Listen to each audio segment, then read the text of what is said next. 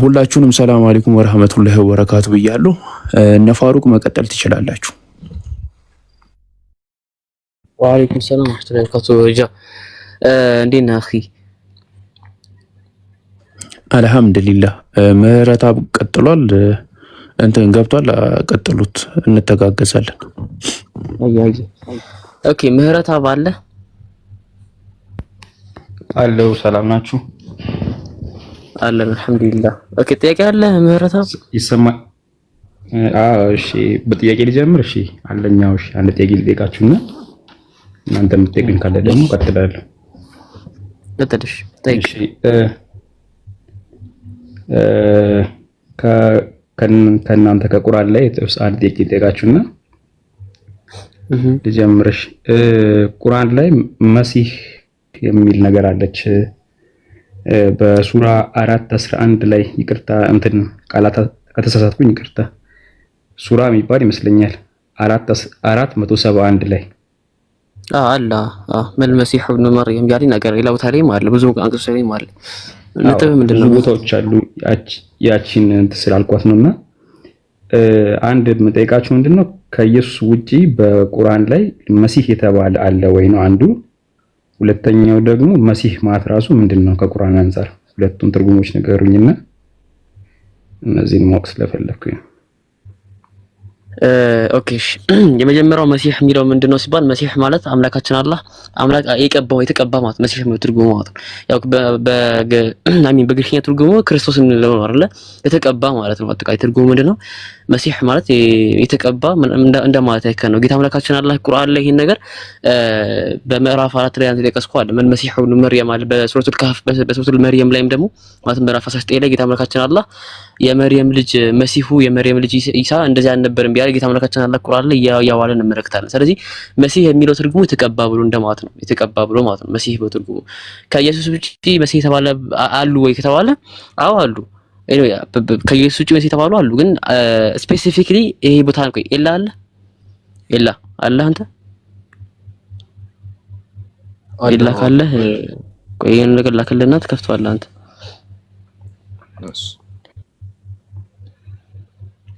እሺ ምዕራፍ ጋንዲ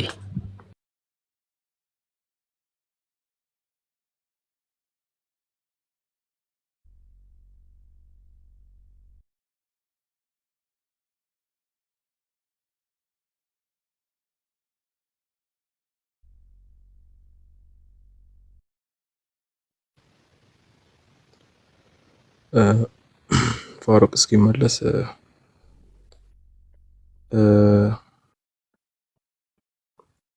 አለ ሀቂ እሺ አቆሞ ነው መሰለኝ አንድ ይመጣል። ብዙም አልሰማሁኝም እኔ ሐሳቡን። ኦኬ እሱን ዳንተ ደግሞ ጥያቄው ከኔ ጋር ነው። እኔ ያልኩት ምንድነው ያው መሲህ ስለሚለው ነው። ይቀጥል ጃቢር አላችሁ እና ከኢየሱስ ውጪ ሌላ መሲህ ብሎ የጠቀሰው በቁርአን አለ ወይ ነው? ቁርአን ላይ መሲህ እንደሚለው ስላየሁኝ እሷን ማለት ነው። እሺ እንትን ኤልያስ ትቀጥላለህ እስኪመጣ ድረስ ቀጥል። እሺ እንትን መሲህ ማለት ትርጉሙ የተቀባ ወይ ደግሞ አባሽ ማለት ነው። እና ኢሳ አለይሂ ሰላም ሰዎችን በመዳሰስ በሽቶችን ያድንም ስለነበረ ነው። አባ ምህረታብ እሺ እየሰማኝ ነው። አዎ ይሄ ማለት ነው መሲህ። ሌላ ደግሞ አይ ቲንክ ደጃል ተብሏል።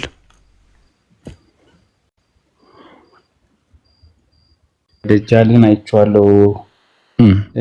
ሐሰተኛው ሲመጣ ተመልሶ ይመጣል የሚል ነገር አይቻለሁ። ምንድነው እዚህ ላይ ጥያቄው? ከኢየሱስ ውጪ ሌላ መሲህ ተብሎ የተጠቀሰ አለ ወይ ነው በቁርአን ላይ?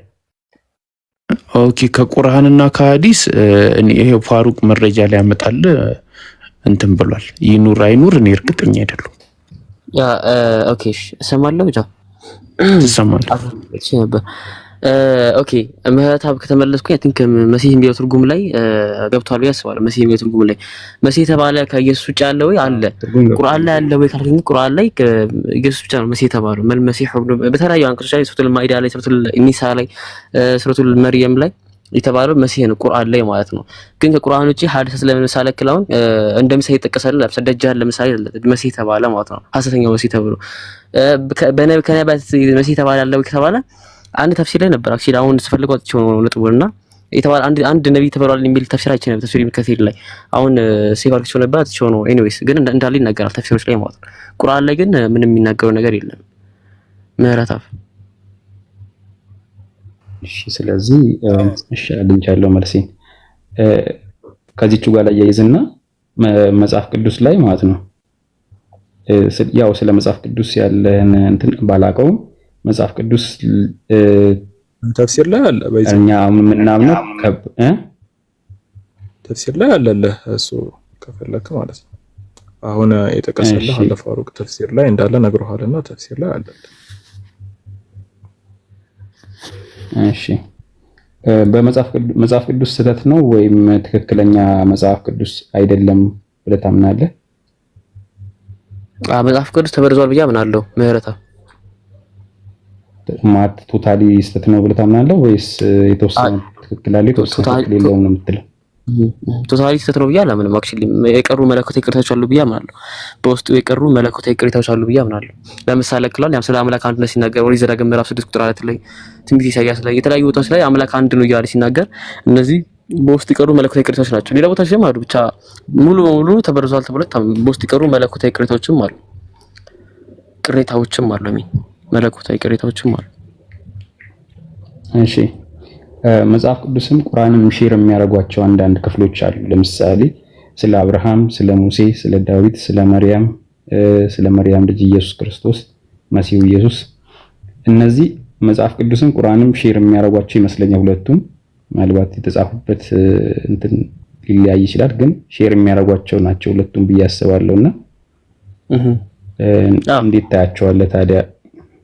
አሁን ለምሳሌ ስለ መርያም ልጅ ስለ መሲሁ ኢየሱስ ክርስቶስ የተጻፈው በአብዛኞቹ ነገሮች እንደሚመሳሰሉ አይቻለሁ። መሞቱን መሰቀሉ መሞቱን በመጽሐፍ ቅዱስ ላይ ተጽፏል።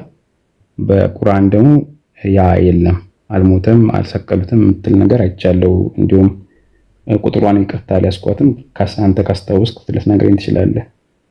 ምዕራፍ 4 ቁጥር 107 ላይ ነው ቁጥር 107 ቁጥር 107 ላይ አልሰቀሉትም አይሁዶች እንዲያረጉት መስሏቸዋል ግን አላደረጉትም የሚል ነገር አይቻለሁ። ግን ከዛ ውጪ ባለው ግን ሁለቱም የሚስማሙበት አይነት ነገር አለ። በምድር ላይ ያለ እኛ መሲህ ነበር ብለን እናምናለን፣ እናንተ ቶታሊ መሲህ ነው ቢሉን ታምታለ። ያ ከኔ ነው የተቆረጠው ጃ አይሰማል። ኦኬ ምህረተአብ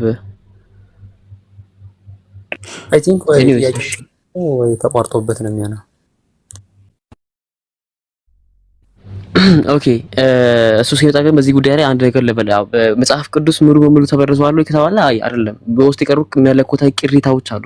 ቅድም ኮሜንት ሳይ ነበርና ቅሪቶች አሉ፣ መለኮታዊ የሆኑ ቅሪቶች አሉ። ለምሳሌ ቅድም ስተቀጥቀስ ኩራይዳዎች አሉ። ይሄ ስለ አምላክ አንድነት መናገሩ እንዲሁም ደግሞ አሴም ላይ ያላችሁ ስቶሪዎች መናገሩ አሉ። ነገር ግን ይሄ መለኮታዊ ቅሪቶቹ ግን መጽሐፍ ቅዱስ የመበረዝ ሁኔታውን የሚቀዩት አይደሉም ነው። ለምሳሌ ጌታ አምላካችን አላህ ቁርአን ላይ ምን ብሎ ይናገራል? ይሄ ቁርአን ቀደምት የነበሩ መጽሐፍቶችን አራሚ እንደሆነ ይናገራል። አራሚ ሲባል ስህተቶች፣ ለምሳሌ መጽሐፍ ቅዱስ አሁን በውስጡ በጣም ብዙ ስህተቶችን አቅፏል። ለምን ሲባል የሰው እጅ ስለገባበት እነዚህ ሰዎች መጽሐፍ ቅዱስ ላይ በጣም ብዙ ስህተቶች ተሳስተዋል። ከነዛ መካከል ስለ ፈርዖን ስንመለከት፣ ለምሳሌ ስለ ራምሴስ ስንመለከት እነዚህ በጣም አዳዲስ አይዲያዎች ናቸው። አነኩላል ግን የሆነ ጠራዝ ነጥቅ የሆነ ነገር ስህተቶች ምንድነው? ለምሳሌ ስለ ፈርዖን ስንመለከት መጽሐፍ ቅዱስ ፈርዖን የሚለው መጠሪያ በኒም ፈርዖን በሙሴን በነ ዮሴፍና አብርሃም ታይም እንደነበር ይናገራል። ቁርአን ደግሞ ይናረሙት በዮሴፍ ታይም ላይ ንጉስ እንደነበር ይናገራል። ራምሴስን ብንመለከት አሁን በጣም መጽሐፍ ቅዱስ ላይ ብዙ አናክሮኒስቲኮች አሉ።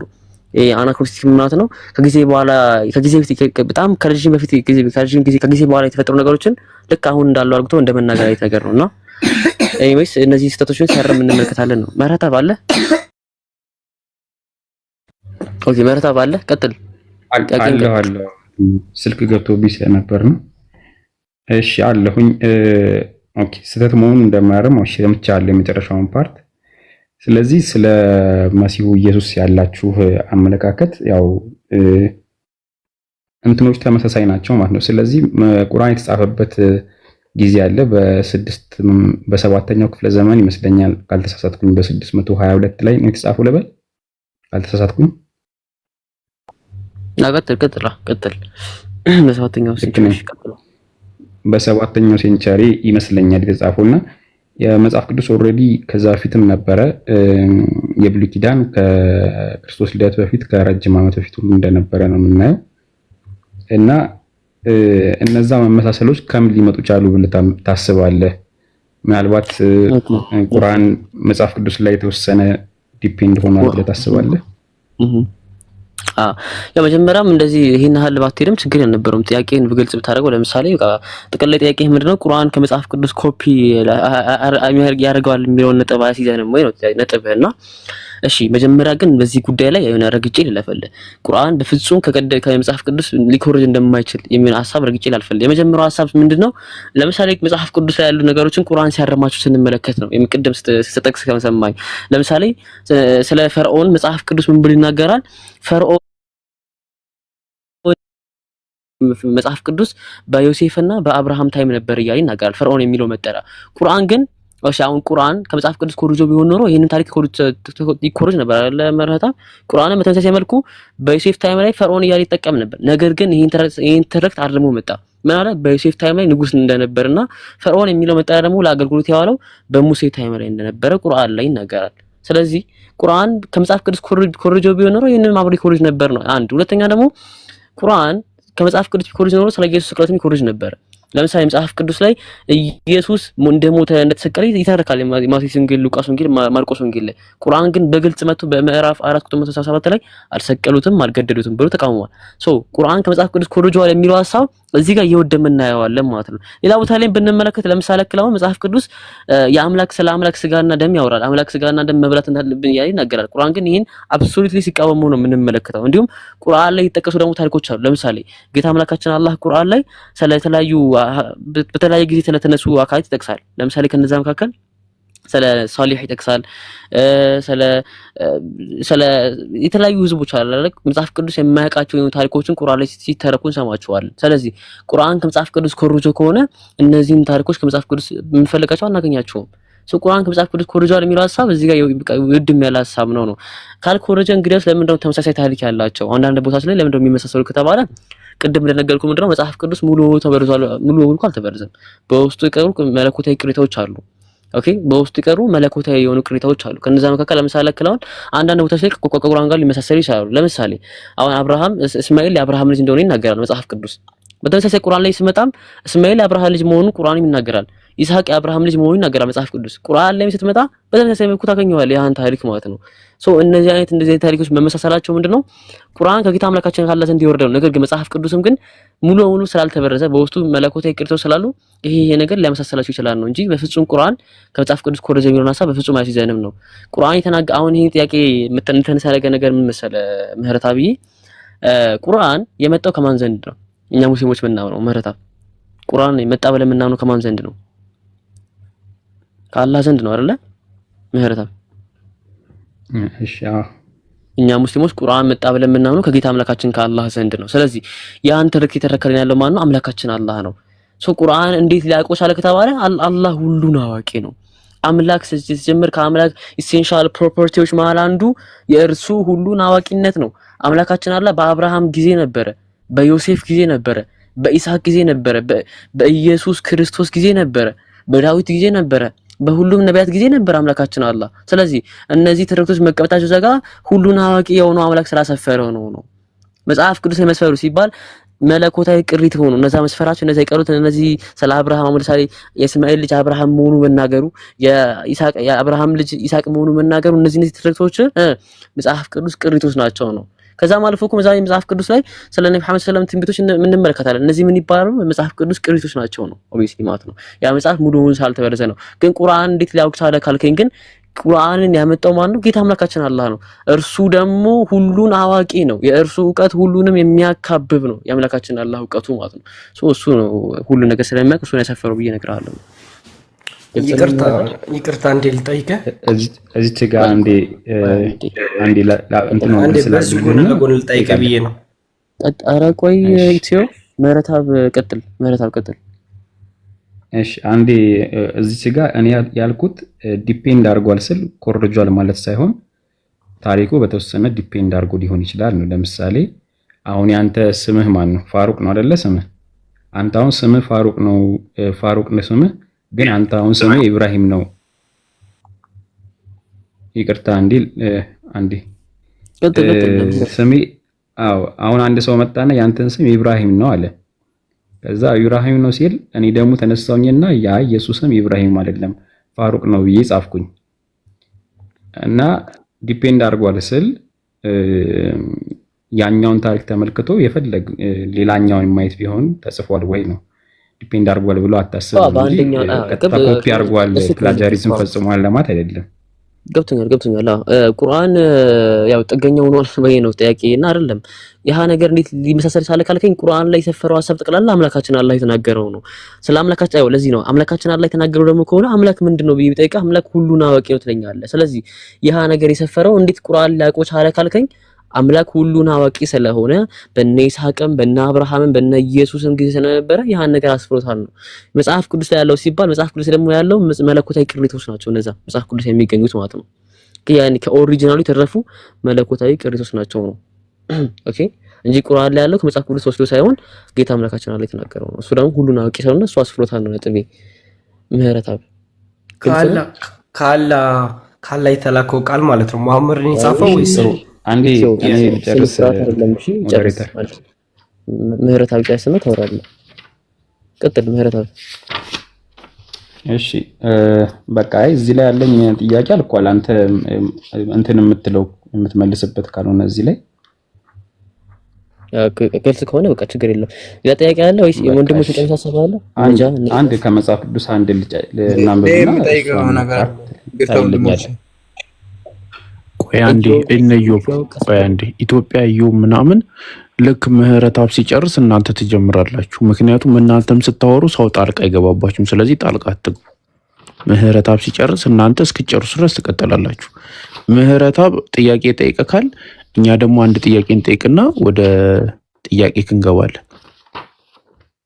እሺ ጠይቁኝ። አንተ ከየትኛው ቤተ እምነት ነህ? ከፕሮቴስታንት ወንጌላዊ። ኦኬ ኢየሱስ ክርስቶስ የአብ የባህሪው ልጅ ነው? ስለ ባህሪ ልጅነት ካላወቅ መጀመሪያ እሱ ላይ እናወራለን። እስቲ ግልጽ አድርግልኝ። ኦኬ አንተ ሰው ነህ፣ ምንድነው የምትወልደው? ባህሪ ማለት ኔቸር ነው። ሰው ምንን ነው የሚወልደው? ኦኬ እቺን ነገር ቅድም ከሆነ ከሌላኛው ትላንትና ነው ምናምን ገብቼ ነበር ይመስለኝ። ትላንት ወዲያ ገብቼ ተወያይተንባታል። እቺን ነገር ድጋሚ እንዳትሆንብኝ ነው። ምንድነው እኮ እግዚአብሔር ልጅነት እንደውም እሱ ያነሳት ነገር ነበር ስለ እግዚአብሔር ልጅነት እስራኤላውያን ነው። አይ እሱ አይደለም፣ ሌላ ነው ሐሳቡ፣ ሌላ ነው። የእግዚአብሔር ልጅ ሲሉ የሚገልጹበት መንገድ አለ ይላልና እሱ አይደለም ሐሳቡ፣ ሌላ ነው። እግዚአብሔር ልጅ ነኝ ስላለ የምትለዋን ነው።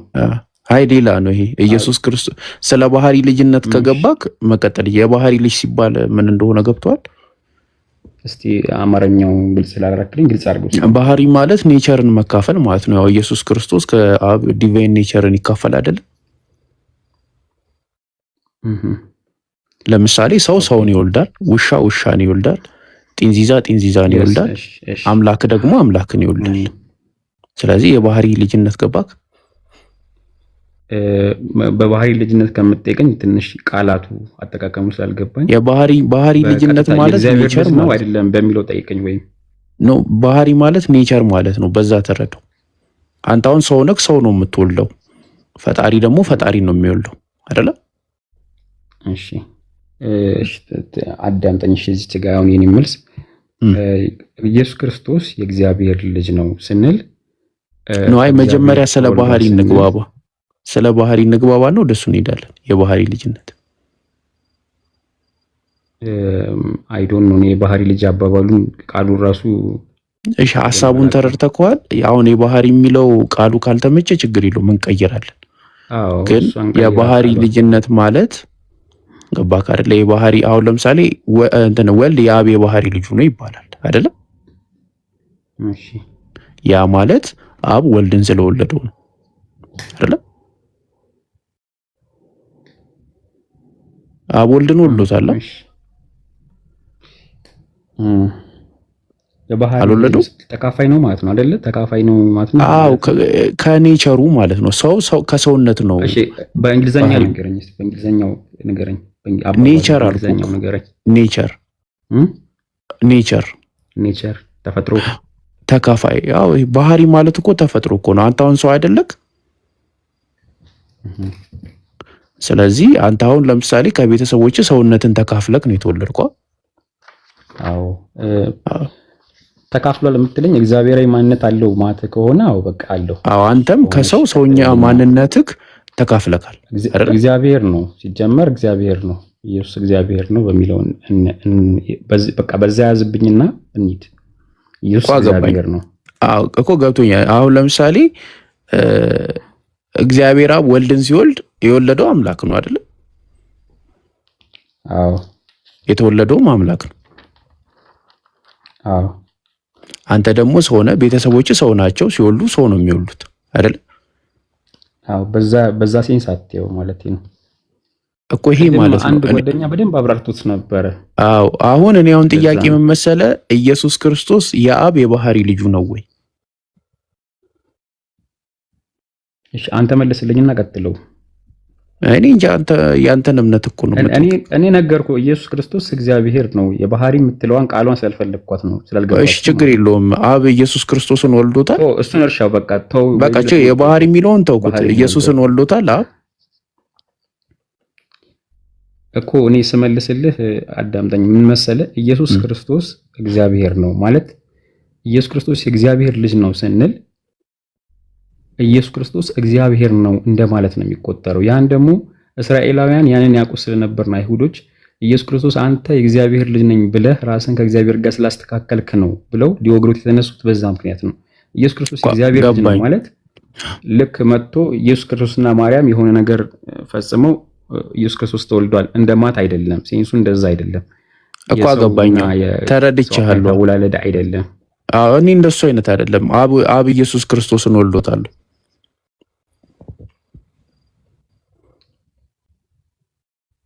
እሺ ቀጥልልኝ። አሁን በቃ በዚህ መጀመሪያ በመለስኩልህ ቀጥልኝ። አዎ ኢየሱስ ክርስቶስ የእግዚአብሔር ልጅ ነው። ያ ማለት እኮ የእግዚአብሔር ልጅ ነው ስንል እግዚአብሔር ወልዶታል ማለት ነው ኢየሱስ? አይ አልወለደውም። እንዴት ማትፈልገህ ነው? መውለድ ስትል ከማርያም ጋር የሆነ ነገር ፈጽመው ለማትፈልገህ ነው? ኖ አይ ስለዛ አይደለም። ወደዛ አትግባ፣ ችግር የለውም። እሱ ላይ እንረዳዳለን። ምን መሰለህ፣ ለምሳሌ አብ ወልድን ወልዶታል። እኔ ልመልስልህ ወንድም። ቆይ ዮባ እሱ አላቅም ካለ ወደ አንተ እንሄዳለን። ኖ አላቅም ሳይሆን ወልዶታል። ምህረት አብ ኢዮብ ያግዝክ። እሺ ወልዶታል ብለህ ቀጥል። እሺ ወልዶታል። እሺ ቀጥል፣ ግን ወደ ስጋይ እንዳታመጣብኝ ጥያቄውን። ይኸውልህ ቆይ ምህረት አብ አንዴ ኢዮብ ይቀጥል። የሚያውቀው ነው መሰለኝ ችግር የለውም። እሺ ኢዮብ ቀጥል አንዴ። አይ ቀጥል፣ ችግር የለውም። ምን ይቀጥል ኢዮብ። እሺ እሺ ኢዮብ የትኛው ቤት እምነት ነው? በቃ እሺ ወልዶታል አለ። እሺ ወልዶታል እንቀጥል። እሺ ችግር የለውም። አይ ወደ ሌላ ጥያቄ እንዳይመጡ ነው። ወልዶታል ሳይሆን ይኸውልህ ከማን ጋር እንቀጥል ማለት አሁን ሰው ይወለዳል ከሌለበት ወደ መኖር ነው የሚመጣው ሰው የሰው ልጅ ሲወለድ። እሺ ኢየሱስ ክርስቶስ የዘላለም ልጁ ነው ማለት ከእርሱ ጋር የነበረ እንደ አዲስ የተወለደ ወይም የተፈጠረ ሳይሆን ከእርሱ ጋር የነበረ ነው። ያ ልጅ ነው የተገለጠው በስጋ ማለት ነው። ኦኬ ስለዚህ አብ ኢየሱስን ወልዶታል እኮ እሱን የተገለጠ በስጋ ተገለጠ የባህሪ ልጅ ማለት ነው። ቆይ አንዴ ምህረት አብ ኢዮብ ቢጨርስና አንተ ተገባለህ። ለሱ ሰጠቆ። እሺ ኢዮብ አብ ኢየሱስን ወልዶታል? ይኸውልህ በዮሐንስ ወንጌል ላይ ያለው ቃል ትዝላላ በምዕራፍ 1 እኮ አገባኝ። አሁን ምን መሰለህ በስጋ ተገለጠ ምናምን ሳይሆን ጥያቄ አብ ኢየሱስን ወልዶታል ወይስ አልወለደውም? የባህሪው ልጅ ነው፣ የዘላለም ልጅ ማለት ነው እኮ ገባኝ። ኢየሱስን አብ ወልዶታል እኮ እያወራለው ገብቶሃል? የባህሪው ልጅ ማለት የዘላለም ልጅ ከእርሱ ጋር ነበረ ማለት እኮ ገባኝ። ከሱ ጋር የነበረ ነው። አው ግን ስለዚህ እኔ አሁን ጥያቄ ኢየሱስን አብ ወልዶታል፣ ከወለደው ወልዶታል፣ ካልወለደው አልወለደውም። እንዴት ማለት እኮ ጥያቄ እኮ ግልጽ አልሆነልኝም። እንዴት ልጅ አለ ካንተ? ልጅ የለኝም፣ እኔ ገና ልጅ ነኝ። እናትህ ካንተን ወልዳለች? አንዴ እኮ ወልዳኛለች። እኮ ነገርኩህ እኮ።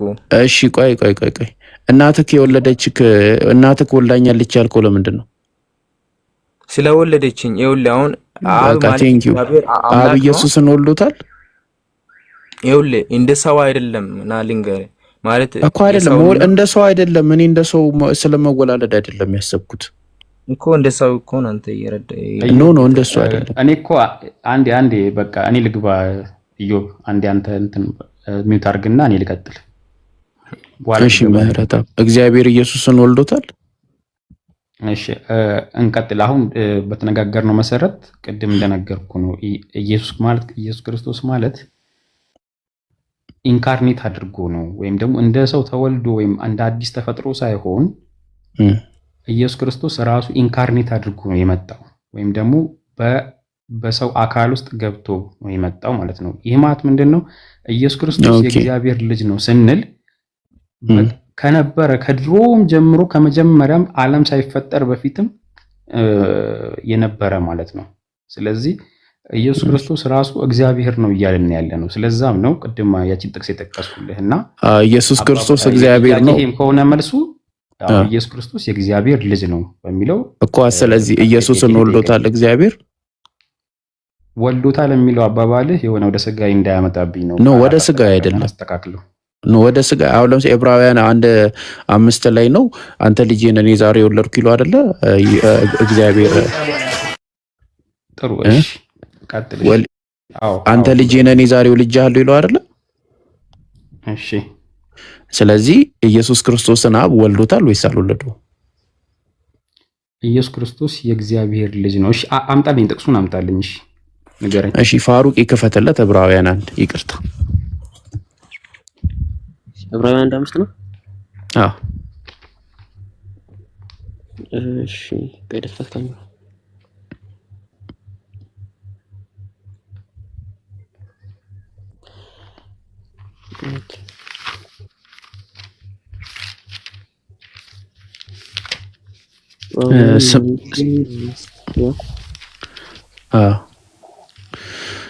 ከመላእክትስ ይላል አንተ ልጄ ነህ እኔ ዛሬ ወልጄሃለሁ፣ ደግሞም እኔ አባቱ ሆነዋለሁ እርሱ ልጅ ይሆነኛል ይላል።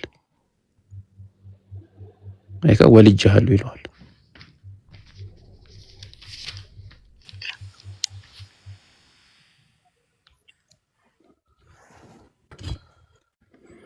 ምህረት አዋለክ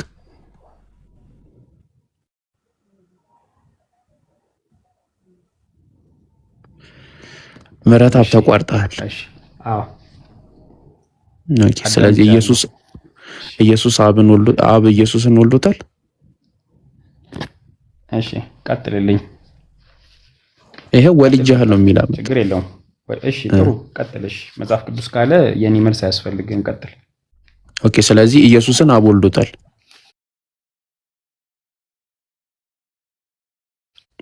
እሺ ቀጥላው። ኦኬ። ስጋውን አብ ወልዶታል። አይ ኦኬ። ስለዚህ ስጋውን አልወለደም አይደለ? አሁን አንዴ አዳምጠኝ አንዴ። እዚህ ጋር ሚስ አንደርስታንድ እንዳይሆንብህ እኔ አሁን እዚህ ጋር አንድ ነገር ብዬ እቺኛን ጥያቄ አልፋታለሁ። ምንድነው ኢየሱስ ክርስቶስ ይሰማል? አንዴ አልሰማለሁ። ይወዳ ሚውት አድርጊ። እሺ ኢየሱስ ክርስቶስ እግዚአብሔር ነበረ፣ ቃል ነበረ፣ ቃልም በእግዚአብሔር ዘንድ ነበረ፣ ቃልም እግዚአብሔር ነበር ይላል። የማት ምን ማለት ነው? ኢየሱስ ክርስቶስ በመጀመሪያም ነበረ፣ ከዛ በኋላ በእግዚአብሔር ዘንድ ነበረ። ከፍጥረት ሁሉ ምንድን ነበር? መጀመሪያ በኩር ነበር ይላል። ስለዚህ ኢየሱስ ክርስቶስ የመጀመሪያ ነበረ፣ በመጀመሪያም ነበረ። ከዛ በኋላ ግን ሲወለድ ግን ምን ሆኖ ተወለደ ማለት ነው? እንደ ፈቃድ ኢየሱስ ክርስቶስ ከድንግል ማርያም ከመወለዱ በፊት ነበረ። እሱን እናውቃለን። አብ ስጋውን ወልዶታል ወይ ነው ጥያቄያችን። አዳምጠኝ። ከዛ ምን ሆነ መሰለ የተፈጠረው ኢንካርኔሽን ነው እንጂ ኢንካርኔሽን ማለት በሰው አካል ውስጥ ገባ ወይም ደግሞ ስጋን ለበሰ እኮ ገባኝ። አሁን ምን መሰለ ምህረት አብይ ስጋውን ግን የተካፈለው ከማን ነው ማለት ነው? ከማርያም። ስለዚህ ስጋውን እግዚአብሔር በሰው አካል ውስጥ ገባና ኖረ ማለት ነው እንጂ ከዛ በኋላ 33 ዓመታት በምድር ላይ የሚሽን ወይም ደግሞ የተልእኮ ጊዜ ነበረው። እኮ ገባኝ። ስለዚህ ማለት ነው ምህረት አብ ከዚህ አንፃር አብ ስጋውን ወልዶታል ወይስ አውራውና እንለፈው? አይ አልወለደች አባባሏ ሚስ አንደርስታንዲንግ ስለሆነ በቃ ችግር የለውም። ጥያቄውን ላስተካክልልህ። ችግር የለውም። ጥያቄውን ላስተካክልልህ። ማርያም ኢየሱስን ወልደዋለች? አዎ ወልደዋለች። አምላክነቱን ወልደዋለች? አይ ኦኬ። ስለዚህ ማርያም የኢየሱስን ያልወለደችው ፓርት አለ ማለት ነው። ያልወለደችው ፓርት አለ ማለት ኢየሱስ ሆኖ የማርያም ልጅ ያልሆነ የኢየሱስ ነገር አለ ማለት ነው። ኢየሱስ ክርስቶስ በማርያም ውስጥ የተጸነሰው በማን አማካኝነት ነው የሚለው እኮ በመንፈስ ቅዱስ። በመንፈስ ቅዱስ በቃ ይሄን ካወቀ እኮ ስለዚህ አምላክነቱን አልወለደችውም የተጸነሰችው እኮ ገባኝ። ማርያም ለአምላክነቱ እናት ናት። በእኛ ጭንቅላትና ሎጂክ የሚመዘን ሳይሆን እንኳን አይደለም አይ እንዴት ተረገዘ አይደለም ጥያቄ ምህረት ፕሮሰስ እንደተደረገ ለማወቅ እኔ እንዴት ፕሮሰስ እንደተደረኩኝ አላውቅም። አይ እንዴት ፕሮሰስ ተደረገ አይደለም ጥያቄ። ድንግል ማርያም ለኢየሱስ ክርስቶስ ለአምላክነቱ እናት ናት ወይስ አይደለችም?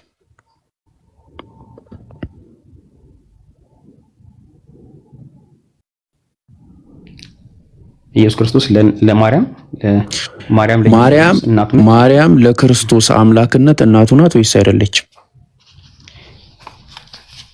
ማርያም ለኢየሱስ ክርስቶስ አምላክነት ለአምላክነቱ አምላክነት አለው። የአምላክነት ባህሪ አለው። ለሱ እናት ናት።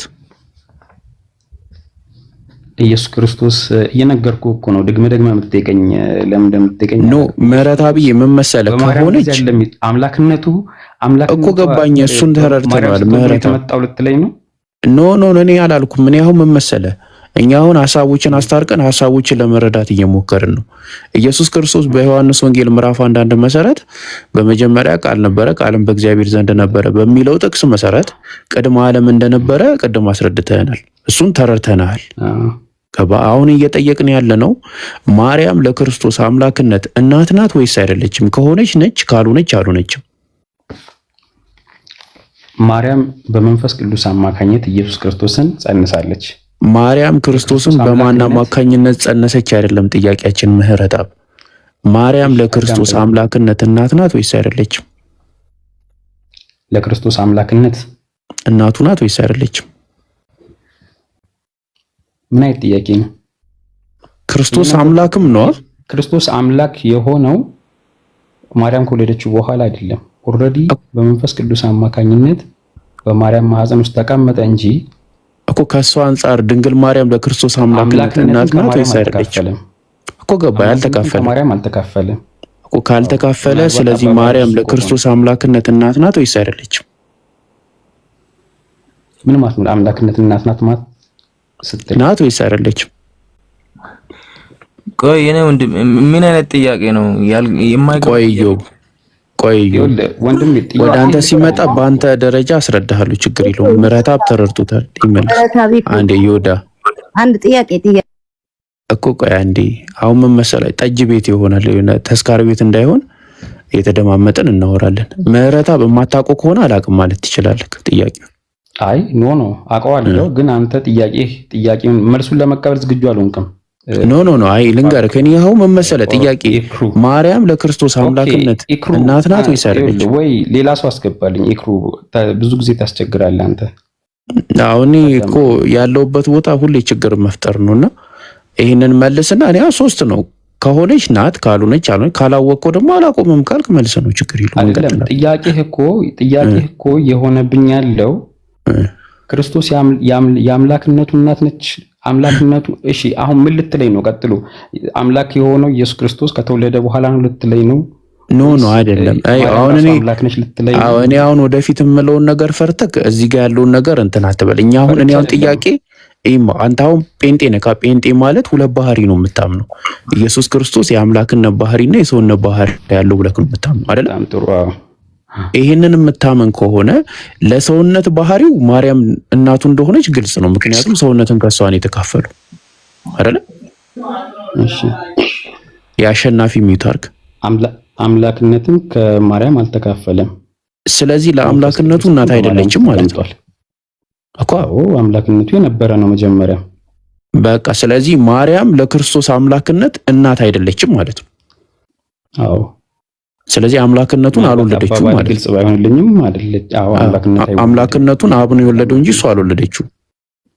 አዎ መጀመሪያም የነበረ ነው። አዎ ስለዚህ ኢየሱስ ክርስቶስ ሆኖ ማርያም ያልወለደችው ክርስቶስ አለ ማለት ነው።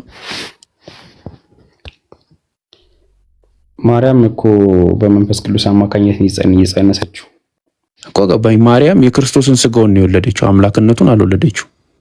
አዎ ስለዚህ ማርያም የክርስቶስን የሆነ ፐርሰንቱን ወልደዋለች፣ የሆነ ፐርሰንቱን አልወለደችው።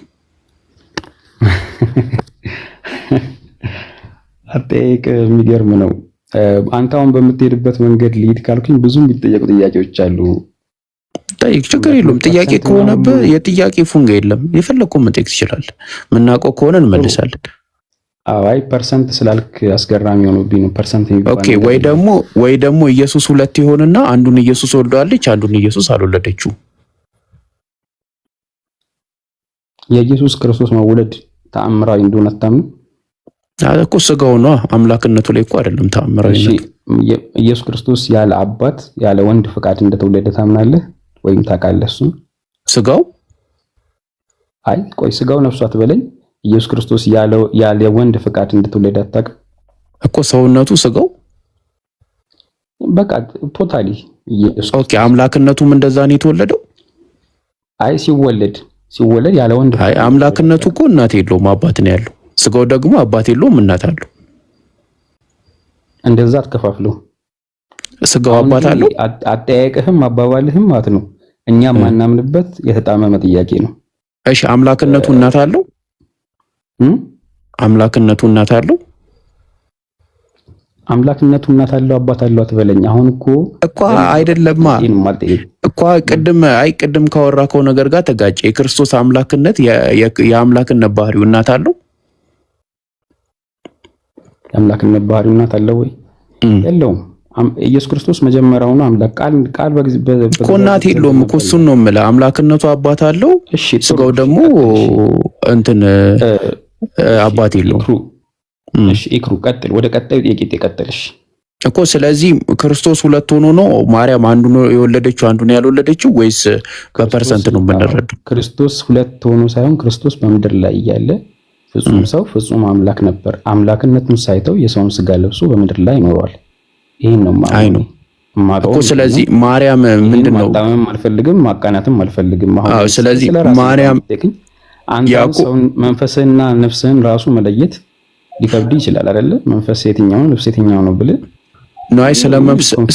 ስለ አንድ ባህሪ ነው። እኔ እኮ አንድ ባህሪ ነው ያለኝ ሀቢቢ። ስለ ሁለት ባህሪ ነው እያወራን ያለ ነው። ገባኛው ሰው ነህ አንተ እኮ። ስለዚህ ማርያም አሁን ሙሉ ኢየሱስ ክርስቶስን አልወለደችው። ምን ልናገር? ቆይ አንዴ አሸናፊ ምን ማለት ነው? ሙሉ ኢየሱስን አልወለደችም? በቃ ምህረታ ማሸነፊ ኖ በእንትን ሐሳቡ ላይ በቂ ነገር ብለከናል ብለን ተስፋ እናደርጋለን። እኛ በቂ መልስ ካላገኘን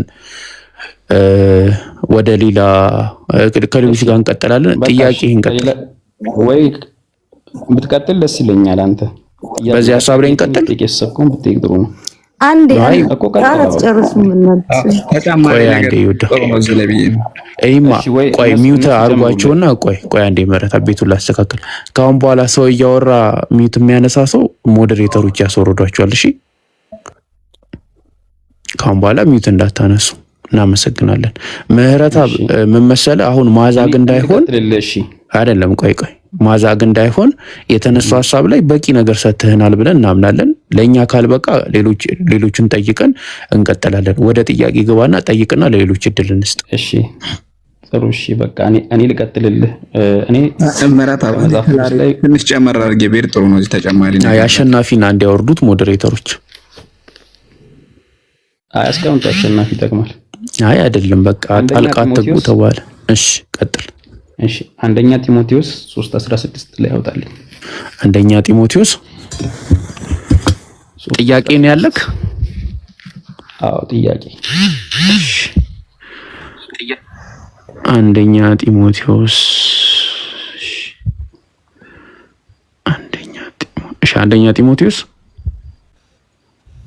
አንደኛ ጢሞቴዎስ 3:16 እሺ እግዚአብሔርን የመምሰል ሚስጥር ያለ ጥርጥር አለ። እግዚአብሔርን ፎሎ አድርጉ። እሺ ዛህሩ ሰላም አለይኩም። እግዚአብሔርን የመምሰል ሚስጥር ያለ ጥርጥር ታላቅ ነው። በስጋ የተገለጠው፣ በመንፈስ የጸደቀው፣ ለመላእክት የታየው፣ በአሕዛብ የተሰበከው፣ በዓለም የታመነው፣ በክብር ያረገ ይላል። እሺ አሁን የምጠይቀው ጥያቄ ይሄ ፓርት ለማን የተጻፈ ይመስልሃል? እኔ እንጃ፣ እኔ አላቅም።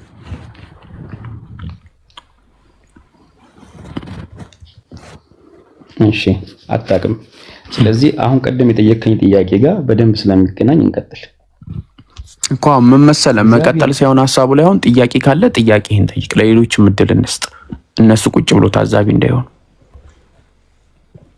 ኦኬ ነው። እሺ ጥያቄ ጠይቅና ጥያቄ መልሰንልክ ወደ ሌሎች ሰዎች እንገባለን። አይሻልም? እሺ ጥሩ። እሺ በቃ ምናልባት የቅድሙ መልስ ጋር የምትያያዝልህ ከሆነ ብዬ ነው። የቅድሙ ሐሳብ ላይ እኮ ጨረስን። እኔ እሱን ተውኩት። እግዚአብሔርን የመምሰል ምስጢር ያለ ጥርጥር ታላቅ ነው፣ በስጋ የተገለጠ ነው የሚለው ምናልባት የቅድሙችን ሊመልስልህ ይችላል። የተገለጠ ይላል። ወይም መቀጠል ከፈለክ ምህረታብ የቅድሙ ሐሳብ ላይ ሌሎቹን እናስተናግድና ጠብቅና ደግሞ ወደ አንተ እንመለሳለን። እና ያው ይሄኛው ፓርት ስለ ኢየሱስ ክርስቶስ እንደሚያወራ ልነግርህ ነው። እሺ አሁን ከሌሎቹ ጋር ቀጥል። በቃ እኔ ሚትላር በቃ ትንሽ ጠብቅና እንትን እንላለን። እሺ ኢዮብ አለክ? ኤልያስ መቀጠል የምትፈልጉ ከሆነ ንገሩኝ። እሺ እንትን ንገሩኝ። ሐሳብ መጨመር የምትፈልጉ ከሆነ ማይክ አንስታችሁ ንገሩኝ። አሁንም መቀጠል ከፈለጋችሁ ንገሩኝ። ቀጥሉ። ኢዮብ ሰላም ላንተ ይሁን። ሰላም ለናንተ ነው። እና እኔ የገባሁት ጥያቄ ለመጠየቅ ነበረ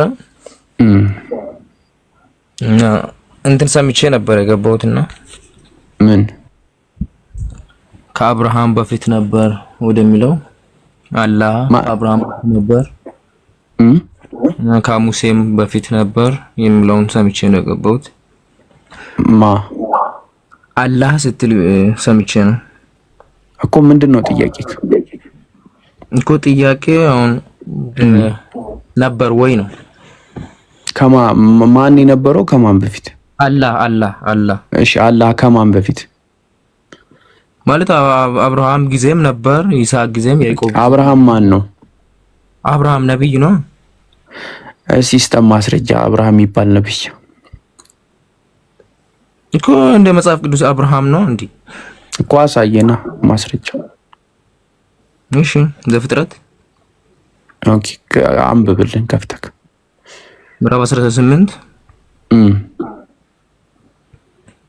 ከቁጥር 1 እሺ ከቁጥር 3 ጀምሮ። ኦኬ ኦሪት ዘፍጥረት ምዕራፍ 18 ያው እሺ ኦሪት ዘፍጥረት ምዕራፍ 18 ይሞን ፈልጌ ነው። አይ ነብዩ አብርሃም የሚባል እኮ አብርሃም ነብዩ አብርሃም ነው እኮ አሳይት አለ። ቁጥር 3 ላይ ምን ይላል? አባቴ በፊትስ ሞገስ አግኝቼ እንደሆነ ባሪያን አትለፈኝ ብዬ እለምነዋለሁ ይላል። ማን ነው እንደዛ ምነው? እኔ እንጃ። አንተ እኮ እያስተማርከን ነው እኮ አብርሃም የሚባለውን ነብይ ፈልጋል እንዴ? እኮ የታለ አብርሃም ነብይ የሚባል? እና የታረማ እሺ መቀጠል ትችላለህ እኮ አብርሃም ነው እንደዛ እያወራለሁ። የታለ ነብዩ አብርሃም የሚል አላየውም እኔ። እሺ ከቁጥር 1 ጀምረህ አንብብ። በቀትርም ጊዜ እርሱ በድንኳን ደጃፍ ተቀምጦ ሳለ እግዚአብሔር በመምሪያ አድባር ዛፍ ተገለጠለት። ዓይኑንም አነሳ፣ እነሆ 3 ሰዎች በፊቱ ቆመው አየ። ባያቸውም ጊዜ ሊቀበላቸው ከድንኳኑ ደጃፍ ተነስቶ ሮጠ፣ ወደ ምድርም ሰገደ፣ እንዲህም አለ፣ አቤቱ በፊት ሞገስ አግኝቼ እንደሆነ ባሪያህን አትለፈኝ ብዬ ለምነዋለሁ አለ። ነብዩ አብርሃም የሚል አላየንም እዚህ ጋር። እሺ 6 ላይስ ቁጥር 6 ላይ ደግሞ አብርሃምም ወደ ድንኳን ወደ ሳራ ዘንድ ፈጥኖ ገባ። 3 መስፈሪያ የተሰቀለ ዱቄት ፈጥነሽ አዘጋጂ፣ ለውሹም እንጎቻም አድርጊው አላት እኮ። ነብዩ አብርሃም የሚል ግን አላገኘንም እስካሁን።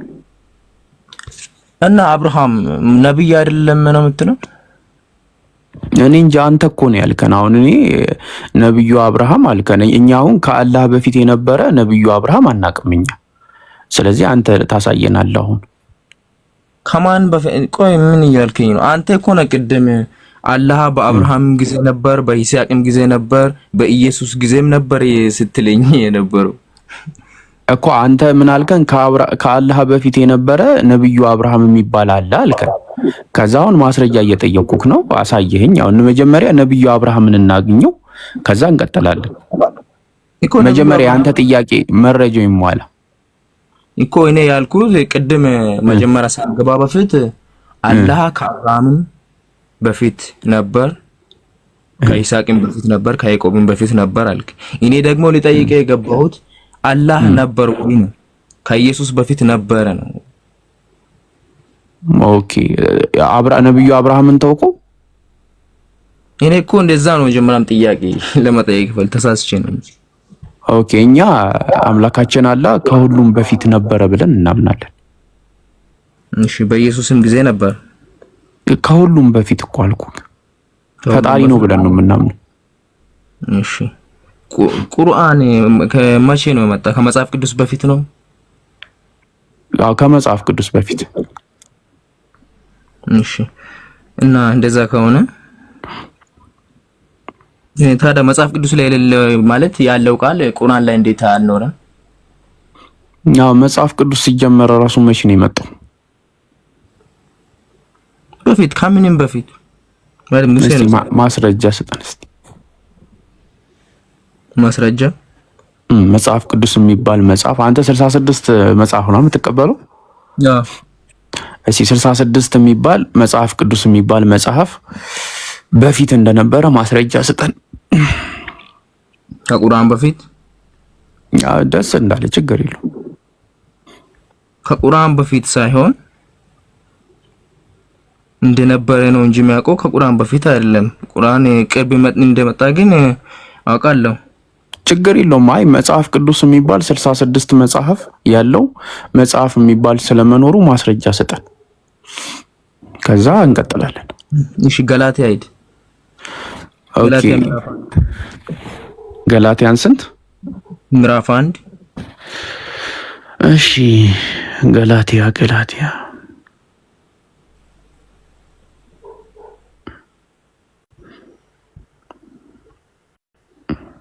እሺ ገላትያ ምዕራፍ 1 ከቁጥር እሺ ከቁጥር ስንት? ምዕራፍ 7 እስከ 8። ምዕራፍ 7 ነው። ምዕራፍ 7 እስከ 9 ማለት ምዕራፍ 1 ከቁጥር 7 እስከ 9 ማለት ነው። እሺ እርሱም ግን ሌላ ወንጌል አይደለም፣ የሚያናውጣቸው የክርስቶስም ወንጌል ሊያጣምሞ የሚወድ አንዳንዶች አሉ እንጂ። ነገር ግን እኛ ብንሆን ወይ ከሰማይ መልአክ ከሰበክንላችሁ ወንጌል የሚለይ ወንጌል ቢሰብኩላችሁ የተረገመ ይሁን። አስቀድሞ እንዳልን እንዲሁ አሁን ሁለተኛ እንላለን፣ ከተቀበላችሁት የተለየ ማንም ቢሰብካችሁ የተረገመ ይሁን ይላል። ኦኬ ታለ እዚህ ጋር እና ከዚህ ሌላ ወንጌል እንደሌለ እየነገረ አይደል እንዴ? ቁርአን ነው እኮ እኔ አሁን የጠየኩክ መጽሐፍ ቅዱስ የሚባል 66 የሚባል መጽሐፍ ለመኖሩ ማስረጃ ሰጠኝ ነው። ለመኖሩ ይኸው 66 አለ አይደል እንዴ? የት አለ? 66 የሚል አላየንም። አንደኛ፣ ሁለተኛ መጽሐፍ ቅዱስ የሚባልም አላየንም። መጽሐፍ ቅዱስ ማለት እኮ ኦል ምዕራፉ ማለት መጽሐፎችን የያዘ እኮ መጽሐፍ ቅዱስ ማለት። ኦኬ ስለዚህ እንጂ መጽሐፍ ቅዱስ የሚባል መጽሐፍ የለም። ተጠቅልሎ ነው እናንተ ናችሁ መጽሐፍ ቅዱስ ያላችሁት። እና ታዲያ ኦኬ ስለዚህ መጽሐፍ ቅዱስ የሚባል መጽሐፍ የለም። እናንተ ናችሁ መጽሐፍ ቅዱስ ብላችሁ ስም ያወጣችሁለት። እና ውስጥ ላይ እኮ መጽሐፍ ማለት ቁርአን የሚል እንትን አለ እንዴ? እኛ ጋር አለው።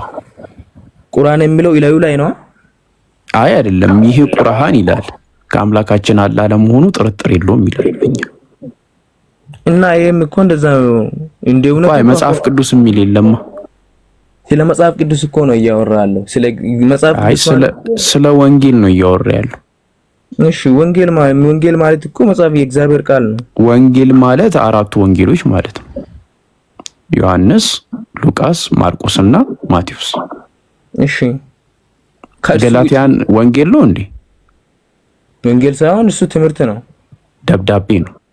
አዎ ስለዚህ ይሄ ስለ ወንጌል ነው እያወራ ያለው እንጂ ስለ ደብዳቤ ወይ ስለ ሕግ መጽሐፍት አይደለም አይደለ? አዎ። ስለዚህ መጽሐፍ ቅዱስ ከየት እንደመጣ አታውቅም ማለት ነው። መቼ እንደመጣ፣ ከየት እንደመጣ፣ እንዴት እንደመጣ አታውቅም ማለት ነው። አውቃለሁ እንጂ። እሺ ንገረን ማስረጃ። ማስረጃ ሳይሆን ይኸውልህ እዚህ ጋር የተጻፈው የእግዚአብሔር ቃል አይደል እንዴ? እዚህ ጋርማ ስለ ወንጌል ነው የሚያወራው። ወንጌል ማለት ኦል እኮ እንደ መጽሐፍ ቅዱስ ነው የምንነገረው። ገላትያን መጽሐፍ ወንጌል ነው። ስለ ሁሉም እኮ ነው እየተናገረ ያለው። ኦኬ መጽሐፍ ቅዱስ ሁሉም ወንጌል ነው እኮ የእግዚአብሔር ቃል አይደል እንዴ? ነው። አይ ስለ ወንጌል አሁን ለምሳሌ መጽሐፍ ቅዱስ ላይ ወንጌል አለ፣ የትንቢት መጽሐፍቶች አሉ፣ የሕግ መጽሐፍ አለ፣ ደብዳቤዎች ደግሞ አሉ፣ መልእክቶች። ስለዚህ ይሄ እያወራ ያለው ስለ ወንጌል ነው። ወንጌል ደግሞ በመጽሐፍ ቅዱስ አራት ወንጌሎች አሉ፣ ማቴዎስ፣ ሉቃስ፣ ማርቆስ እና ዮሐንስ። እነዚህ ወንጌል ይባላሉ። እሺ ወንጌል ማን ነው? ወንጌል ማለት ኢየሱስ ክርስቶስ ለሰው ልጆች ሲሰብክ የነበረው ማለት ነው። ወንጌል ራሱ ማን ነው? ወንጌልማ ቃሉ ነው። በቃ እንትን ይሁን ኢዮብ፣ በቃ ጥያቄ ጠይቅ፣ ደህና ጥያቄ ጠይቅ። አሁን እሺ ወንጌል ማለት ምን ማለት ነው? ወንጌል ማለት የምስራች ማለት ነው። የምስራች? ወንጌል ራሱ ኢየሱስ እንደሆነ ታውቃለህ እኮ። የምስራቹን እሱ አይደለ ይዞ የመጣው? የራሱ ወንጌል የራሱ ኢየሱስ እንደሆነ ታውቃለህ? ኦኬ ለምሳሌ ወንጌል ኢየሱስ ከሆነ ለምሳሌ እስቲ ማቴዎስ ወንጌል ምዕራፍ 1 እናንብበው። ማቴዎስ ወንጌል ምዕራፍ 1 ላይ እንዲህ ይላልና የዳዊት ልጅ የአብርሃም ልጅ የኢየሱስ ክርስቶስ ትውልድ መጽሐፍ ይላል። ይሄ ኢየሱስ ነው ወይስ ስለ ኢየሱስ ነው የተጻፈው? ይሄ እኮ ሐረግ ነው፣ የዘር ሐረግ ነው እየተናገረ ያለው እንጂ። ኦኬ ስለዚህ ይሄ ወንጌል አይደለም። አመጣጡን እኮ ነው እኮ። ይሄ ወንጌል አይደለም እኮ። ወንጌል ነው እኮ። ወንጌል ከሆነ ይሄ ኢየሱስ ነው። ወንጌል ይኸውልህና ሮሜ 1 ላይ ኖ አይደለም። እኔ አሁን የማቴዎስ ወንጌልን ከፈትኩልህና የማቴዎስ ወንጌል ምዕራፍ 1 ከቁጥር 1 ላይ የዳዊት ልጅ የአብርሃም ልጅ የኢየሱስ ክርስቶስ የትውልድ መጽሐፍ ይላል። ይሄ ወንጌል ነው። የትውልድ መጽሐፍ እኮ ነው የሚለው። አሁን ይዘረዝራል አይደል እኮ። ይሄ ወንጌል ነው ቁጥር 1 ላይ የተጻፈው እኮ ነው። አሁን ለሰው እንዲገባ ነው የኢየሱስ አማጣጥ እኮ። ይሄ ወንጌል ነው። የትኛው? ይሄ ማቴዎስ ወንጌል ምዕራፍ 1 ከቁጥር 1 ላይ ይኸውልህ ይሄ እኮ የሚያሳየው የኢየሱስን አመጣጥ ነው እኮ። ገባኝ። እኔ ደግሞ ይሄ ስለምንድን ነው የሚያሳየው ሳይሆን ይሄኛው ወንጌል ነው ወይስ አይደለም ማለት። ማቴዎስ ወንጌል ምዕራፍ 1 ከቁጥር 1 ላይ ወንጌል ነው ወይስ አይደለም እኮ። ይኸውልህ ትምህርት ነው ከመጀመሪያው ማነሻውን እየነገረ እኮ። እኔ አሁን መነሻው መድረሻውን ሳይሆን ወንጌል ነው ወይስ አይደለም? ወንጌል ነው። ወንጌል ሆኖ እኮ ውስጥ ላይ የሚያስረዳ አለ አይደል ትምህርት እኮ። አገባኝ። ይሄ ወንጌል ከሆነ ኢየሱስ ነው ወይስ አይደለም?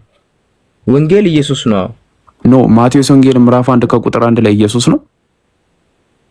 ይኸውልህ ወንጌል ማለት ምስራች ነው አልከኝ አይደል? እሺ ቆይ ላቅልልህ። በቃ ማቴዎስ ወንጌል ምዕራፍ 1 ከቁጥር 1 የተጻፈው ስለ ኢየሱስ ነው ወይስ ኢየሱስ ነው? ስለ ኢየሱስ። ስለ ወንጌል ስለማን ነው? ስለ ልጁ ነው፣ ስለ ኢየሱስ ማለት ነው። በቃ ስለ ኢየሱስ ከሆነ የተነገረው ነው። ኢየሱስ ደግሞ የምስራች ነው። ገባ አይደለ? ኢየሱስ የምስራች ነው። አዎ የምስራች ነው። ገባ? የሚሰጠው የምስራች ደግሞ የሚናገረው የዘላለም ሕይወት ነው። እሺ አሁን ሮሜ 1 እንድልኝስ? እሺ እሱን እናየውና ይበቃናል። እሺ ሀቢቢ ለሌሎች እድል እንስጥ። እሺ ሮሜ ምዕራፍ ስንት ንገረኝ? ምዕራፍ 1 ከቁጥር 1 እስከ 3። እሺ ሐዋርያ ሊሆን የተጠራው ኢየሱስ ክርስቶስ ባሪያ ጳውሎስ በነቢያቱ አፍ በቅዱሳን መጻሕፍት አስቀድሞ ተስፋ ለተሰጠው ለእግዚአብሔር ወንጌል ተለየ ይላል። ይህም ወንጌል በስጋ ከዳዊት ዘር ስለተወለደው እንደ ቅድስና መንፈስ ግን ከሙታን መነሳት የተነሳው በኃይል የእግዚአብሔር ልጅ ሆኖ ስለተገለጠው ስለ ልጁ ነው ይላል። እነርሱ ማን ነው? ኢየሱስ ነው። ስለ ኢየሱስ ነው ወንጌል እኮ። ኢየሱስ ማለት እኮ ወንጌል ነው። የምስራች አልከኝ አይደል እንዴ? አይ ወንጌል ኢየሱስ ወንጌል ነው ሳይሆን ወንጌል ስለ ልጁ ነው፣ ስለ ኢየሱስ። ከዛ ኢየሱስ ደግሞ ምን ይለናል? የዘላለም ሕይወት የሚሰጠን ከዛ ኢየሱስ ክርስቶስ እንደሚሰጥ ታምናለህ እንዴ? የዘላለም ሕይወት እንዴት እንደማገኝ ያሳየኛል። እና እንዴት እንደሚያገኝ ደግሞ ያሳየንን ላሳይክ። የዮሐንስ ወንጌል ምዕራፍ 17 ቁጥር 1 ጀምሮ እናነባለን። ኢየሱስም ይህን ተናግሮ ወደ ሰማይ ዓይኖቹን አነሳ፣ እንዲህም አለ፣ አባቴ ሰዓቱ ደርሷልና ልጄ ያከብር ዘንድ በስጋም ሁሉ ላይ ስልጣን እንደሰጠው ለሰጠው ሁሉ የዘላለምን ሕይወት ይሰጣቸው ዘንድ ልጅህን አክብረው አለ። አይካርለ ኢየሱስ ክርስቶስ የዘላለም ሕይወት ይሰጣል። እንዴት ነው የሚሰጠው ብለን ስናምን እኮ ላነብል ነው። ቁጥር 3 ላይ እውነተኛ አምላክ ብቻ የሆንከው አንተን የላከውን ኢየሱስ ክርስቶስ ያውቁ ዘንድ ይህች የዘላለም ሕይወት ናት አለ። ኢየሱስ ክርስቶስ እንዴት ነው የዘላለም ሕይወት ታገኛላችሁ ያለን? እውነተኛ አምላክ የተባለ አንድ አምላክ አለ። እሱ አምላክ ደግሞ እኔን ልኮኛል ብላችሁ ካመናችሁ የዘላለም ሕይወት ነው አለ። አንተ ይሄን ታምናለህ? ቆይ እዛ ጋር ድጋሚ አንብብልኝ። ዮሐንስ ወንጌል ምዕራፍ 17 ቁጥር 3 ላይ እውነተኛ አምላክ ብቻህን የሆንከው አንተን የላከውን ኢየሱስ ክርስቶስ እኮ የላከውን ኢየሱስ ክርስቶስ ያውቁ ዘንድ ይህች የዘላለም ሕይወት ናት። ማንንና ማንን? ላኪውና ተላኪውን። እና እዚህ ጋር ኢየሱስን አብን ብቻ ካወክ ነው ወይስ ኢየሱስን ብቻ ካወክ ነው የዘላለም ሕይወት ያለ? ሁለቱንም ነው። እሺ በእርሱ ታምናለህ? እኔ አምናለሁ። አንተ ታምናለህ? አምናለሁ። እሺ ላኪው ምንድነው እዚህ ጋር የተባለው? አብ። አይ ምንድነው ተባለ? ማን ነው ሲሆን ምንድነው? እውነተኛ ምን አምላክ ብቻ። እሱ ብቻ ነው እውነተኛ አምላክ ወይስ ሌላም አለ? የሆንከውን አንተንና ማንን አውቋ መጀመሪያ ስለ ላኪውን ጨርስ፣ ከዛ ወደ ተላኪው እንሄዳለን። ላኪው ሐሳቡ እኮ አንድ ነው። እዛ ጋር እኮ እንሄዳለን። መች ገነጣጠልኩት? ላኪው ብቻውን አምላክ ነው ወይስ አይደለም? ነው አንተንና አለ እኮ ገባኝ። እሱ ላይ እንሄዳለን። የላከው ብቻህን አምላክ ነው አለው ተባለ። ስለዚህ አንተ የላከው ብቻውን እሱ ብቻ ነው አምላክ ብለህ ታምናለህ እኮ? አንድ አምላክ አው ብቻውን አምላክ ነው። ኦኬ ከሱ ሌላ አምላክ አለ? የለም። ኢየሱስስ? ኢየሱስ የባህር ልጅ እኮ አንድ ነው። መለኮቱ አንድ እኮ ነው። ኖ ኢየሱስና አብ ናቸው አምላክ ወይስ አብ ብቻ ነው አምላክ? አንድ ነው። መለኮት ነው እኮ አንድ ይሁኑ ችግር የለውም። አሁን ጥያቄ አብ ብቻ ነው አምላክ ወይስ ኢየሱስና አብ ብቻውን አምላክ አንድ ነው አይደል እንዴ? እኮ እኔ አንድ ነው እያልኩ እኔ ጠየቅኩህ አምላክ ስንት ነው ሳይሆን አምላክ አብ ብቻ ነው ወይስ አብና ኢየሱስ ናቸው? አብ ወልድ መንፈስ ቅዱስ አብ ብቸኛ አምላክ። ኢየሱስ አብ ብቻውን አምላክ ነው እያለን ነው። አንተን እንመን ኢየሱስ እንመን እኮ አንተን ማለት ብቻህን አምላክ የሆንከው አንተን አለ። እሺ አንተንና እኮ ነው ያለው። አንተንና የሚል የለም። የላከውንም ነው የሚለው። ብቻህን አምላክ የሆንከው አንተን ነው የሚለው። ከዛ የላከውንም ኢየሱስ ክርስቶስ ያጉ ዘንድ ይባላል። ይሄ ብቻውን አምላክ የሆነው ኢየሱስ ክርስቶስ የሚባልን ልኮታል። እሺ ብቻውን የሚለው ከሆነ እሺ ኢየሱስ ክርስቶስ አንድ መሆኑን ተናግሯል እኮ እዚህ ጋር ይሄንን እንፍቷን አንጨርሰው። ኢየሱስ ክርስቶስ አብ ብቻውን አምላክ ነው እያለን ነው። እሺ ብቻውን አምላክ ነው፣ ግን ብቸኛ አምላክ በመለኮት ኢየሱስ ክርስቶስ አምላክ እንደሆነ ጠንቅን እናውቃለን። ይኸው እዚህ ጋር ይልማ ኢየሱስ ክርስቶስ ራሱን አግሎ ከኔ ውጪ እሱ ብቻውን አምላክ ነው አለ። ከዛ ያ ብቻውን አምላክ የሆነው ደግሞ እሱ እኔን ልኮኛል አለ እኮ። እርሱን ብቻ እንድታውቅ ሳይሆን ኢየሱስ ክርስቶስንም እንድታውቅ እኮ ነው። እኮ ኢየሱስ ክርስቶስ እንደተላከማ እናምናለን እኮ። አሁን አንተ ምንድነው ችግራችን? አንተውን እኮ አሁን ይኸውልህ ኢየሱስ አብን በማወቄ ነው የዚህ ማለት የዘላለም ህይወት አለ ብለህ የምታምነው እኮ። አብን ምን ብለህ ነው የምታውቀው? አብን ምን ብለህ ነው የምታምነው? ብቸኛ አምላክ ብሏላ እኮ። አብ ብቻውን አምላክ ነው ወይስ አይደለም? እሺ ከዛን ቀጥሎ እኔ ማለት የላከውን ኢየሱስ እኮ ወደ ላከው እኮ እንሄዳለን። መጀመሪያ ላኪው አለ፣ ስለ ላኪው እንጨርስ፣ ከዛ ወደ ተላኪው እንሄዳለን። ላኪው ብቻውን አምላክ ነው ወይስ አይደለም? ነው። ከሱ ሌላ አምላክ አለ? የለም። ቴንኪው ማሻአላ፣ አሪፍ። ስለዚህ አብ ብቻውን አምላክ ነው። ይሄ አምላክ ብቻውን አምላክ የሆነው ደግሞ ኢየሱስ ክርስቶስን ልኮታል። እሺ ቆይ፣ እሺ ቀጥል። ልኮታል። አዎ በቃ ይሄን እኛ እናምናለን። ይሄ ማለት ወሻዱ አላህ ኢላላ ኢሳ ረሱሉላህ ማለት ነው። አይደለም እንዴ? ሐሳቡን ሳጨርስ ነው የራስን ብቻ አውርተህ ነው የምትጨርሰው? በቃ ሐሳብ ካለ ጨርስ። እኔ ጨርሻለሁ። ሳይሆን ይኸውልህ ምን አለ እዛ ጋር እርሱን እሺ ታውከው ያለው እኮ ይሄ ብቻውን አምላክ የሆነው አንዱ አምላክ ኢየሱስን ልኮታል እኮ። ዋና ህይወት ያለውን ትታለህ እኮ። የቱን? እሺ የቱን ላንብብልክ? ቁጥር 4 ላንብብልክ? አዎ ያውን በተናገርከው ላይ ብቸኛ አምላክ እንኳን አንተንና የላከውን ኢየሱስ ክርስቶስን አለ እኮ እዛ ጋር እኮ አንድ ሐሳብ እኮ። አይን ካወቅ የዘላለም ህይወት ነው እኮ። አንድ ሐሳብ እኮ ነው እዚህ ጋር አለው እኮ። እኔ ይሄንን አምናለሁ፣ አንተም ታምናለህ። በቃ ጥሩ ነው። እና ታዲያ አንድ መሆኑን ታምናለህ ኢየሱስ ክርስቶስ ከአብ ጋር? በምን? በመለኮት። ኦኬ በመለኮት አንድ ከሆነ ችግር የለውም። እኔ ማዛግ እንዳይሆን እዚህ ላይ እንጨርስና ለሌሎች እድል እንስጥ። ኢየሱስ ክርስቶስ በሚሰቀል ጊዜ አብሮት መለኮት ነበር፣ ውስጡ ይሰቀል ነበር። አሁን ጥያቄ ወደ ሌላ እንዳይሄድ ማለት ነው። አሁን ነው የጠየቅኩህ። ያቋ ምን አልክ መሰለክማ? አሁን አንተ እያልክ ያለከው ኢየሱስ ክርስቶስ መለኮት ነው፣ ስለዚህ በዛ ይጠቃለላል እያልክ ነው። አሁን ከዚህ ከተነሳው ምዕራፍ ጋር ምንም አይገናኝም፣ ግን ሐሳብክ ሳይቋጭ እንዳይንጠለጠልብክ እሱን ላውራክና ለሌሎች እድል እንሰጣለን። አሁን ይኸውልህ አንተ ወደ መሰቀል ነው ሄድከው፣ ያኛውን ቦታ ሸፍኔ ማለት ነው። እሺ ችግር የለውም። ኢየሱስ ክርስቶስ መለኮት ውስጡ አለ። መለኮት ይኸውልህ አሁንም ወደ ሌላ ቦታ። እሺ ችግር የለውም። ኢየሱስ መለኮት ነው። አዎ ኦኬ። መለኮት ሰው ሆኗል ብለህ ታምናለህ? መለኮት ሰው ሆኗል ብለህ ታምናለህ? ሰው የሆነው እኮ ማለት ስጋ ነው አይደል እንዴ? ስጋው እኮ ሰው ሆና ኖርማል ሰው ማለት። አይ መለኮት ሰው ሆኗል ብለህ አታምንም? መለኮት እንዴት ሰው ሊሆን ይችላል? እሺ መለኮት በሰው ተገልጧል ብለህ ታምናለህ? አዎ። እሺ በሰው ያልተገለጠ መለኮት አለ?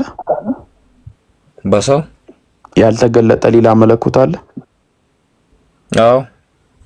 ስንት መለኮት ነው ያለው? መለኮት አንድ ነው። በስጋ የተገለጠው ነው ወይስ ያልተገለጠው? መለኮት እኮ አንድ ነው። ስጋ የተገለጠው ኢየሱስ ክርስቶስ ነው። በእርሱ ውስጥ ያለው ደግሞ አንድ መለኮት ነው። ሀቢቢ ምን አልክ መሰለ? መለኮት በስጋ ተገልጧል ወይ አልኩ። ካው አልከኝ አይደል?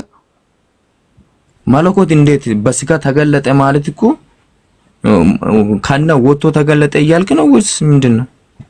እሺ መለኮት በስጋ ተገለጠ ስትል ምን ማለት ነው? እኮ በሰውነቱ ውስጥ አለ አንድ መለኮት ማለት ነው።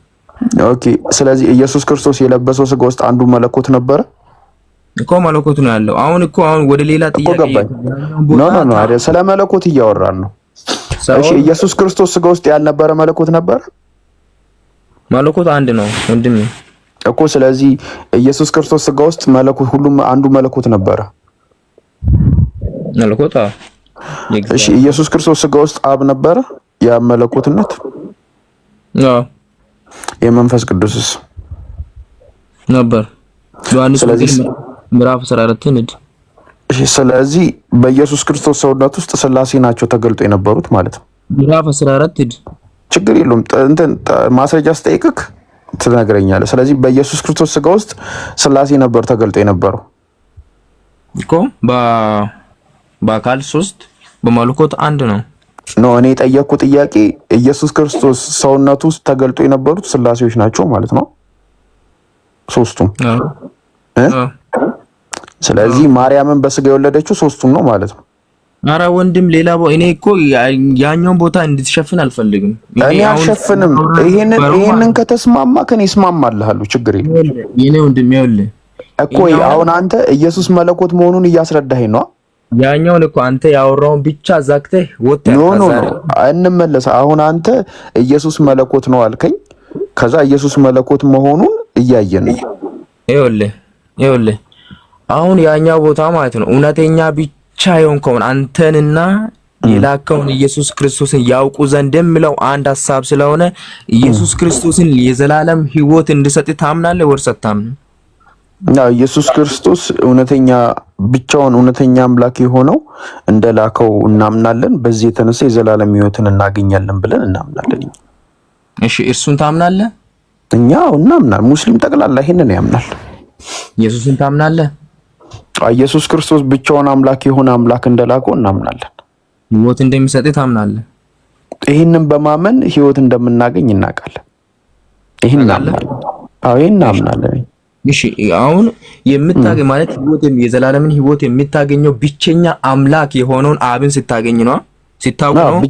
ብቻውን አምላክ የሆነ አንዱንና ከዛ እሱ ደግሞ ብቻውን አምላክ የሆነው ደግሞ ኢየሱስን እንደላከው ስናምን ኢየሱስ ክርስቶስ እራሱ እኮ የላከውን ኢየሱስ ክርስቶስንም ማለት ነው።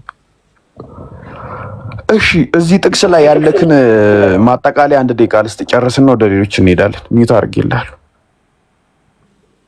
ሚውት ማጠቃለያ ስጥ። እኛ በቃ መረዳት ያለብንን ተረድተናል። በቂ ነገር አግኝተናል። አንዳም እንዳናፍን ከአንድ ደቂቃ እንስጥክና ማጠቃለያ ስራበት ጥቅሱ ላይና አንድ እሺ እቺን ቦታ አንብብልኝ። እኔ አሁን አላነብልም። ማንበብ ከፈለክ አንብብ። አንድ ደቂቃ አለክ። ከአንድ ደቂቃ በኋላ ወደ ሌሎች እንቀጥላለን። ሚውት አድርጌያለሁ። ቀጥል። አሁን ይኸውልህ በኢየሱስ ክርስቶስ የማታምን ከሆነ የዘላለም ሕይወት እንደሌለ ነው ማነብልህ። ወልድ ማን ነው? ወልድ ኢየሱስ ነው ታውቃለህ? እንዲህ ይላል በወልድ የሚያምን ሁሉ የዘላለም ሕይወት አለው፣ በወልድ የማያምን ግን የእግዚአብሔር ቁጣ በላዩ ይሆናል እንጂ ሕይወትን አያይም ይላል ዮሐንስ ወንጌል ምዕራፍ 3 ከቁጥር 36።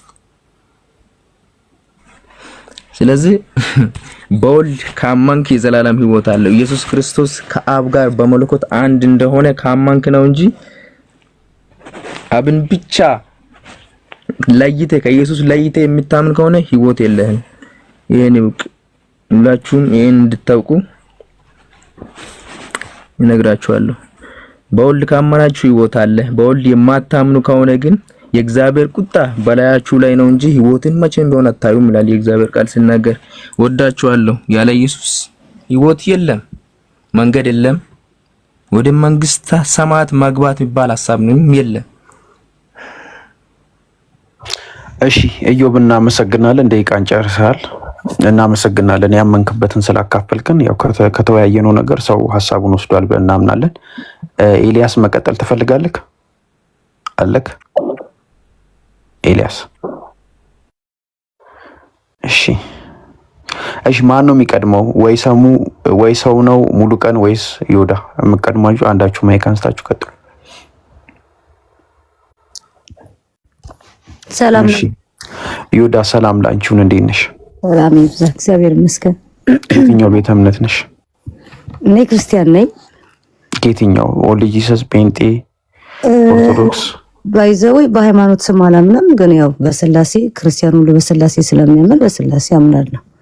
ስላሴ ስንት ፍቃድ አለው ብለሽ ነው የምታምኚው?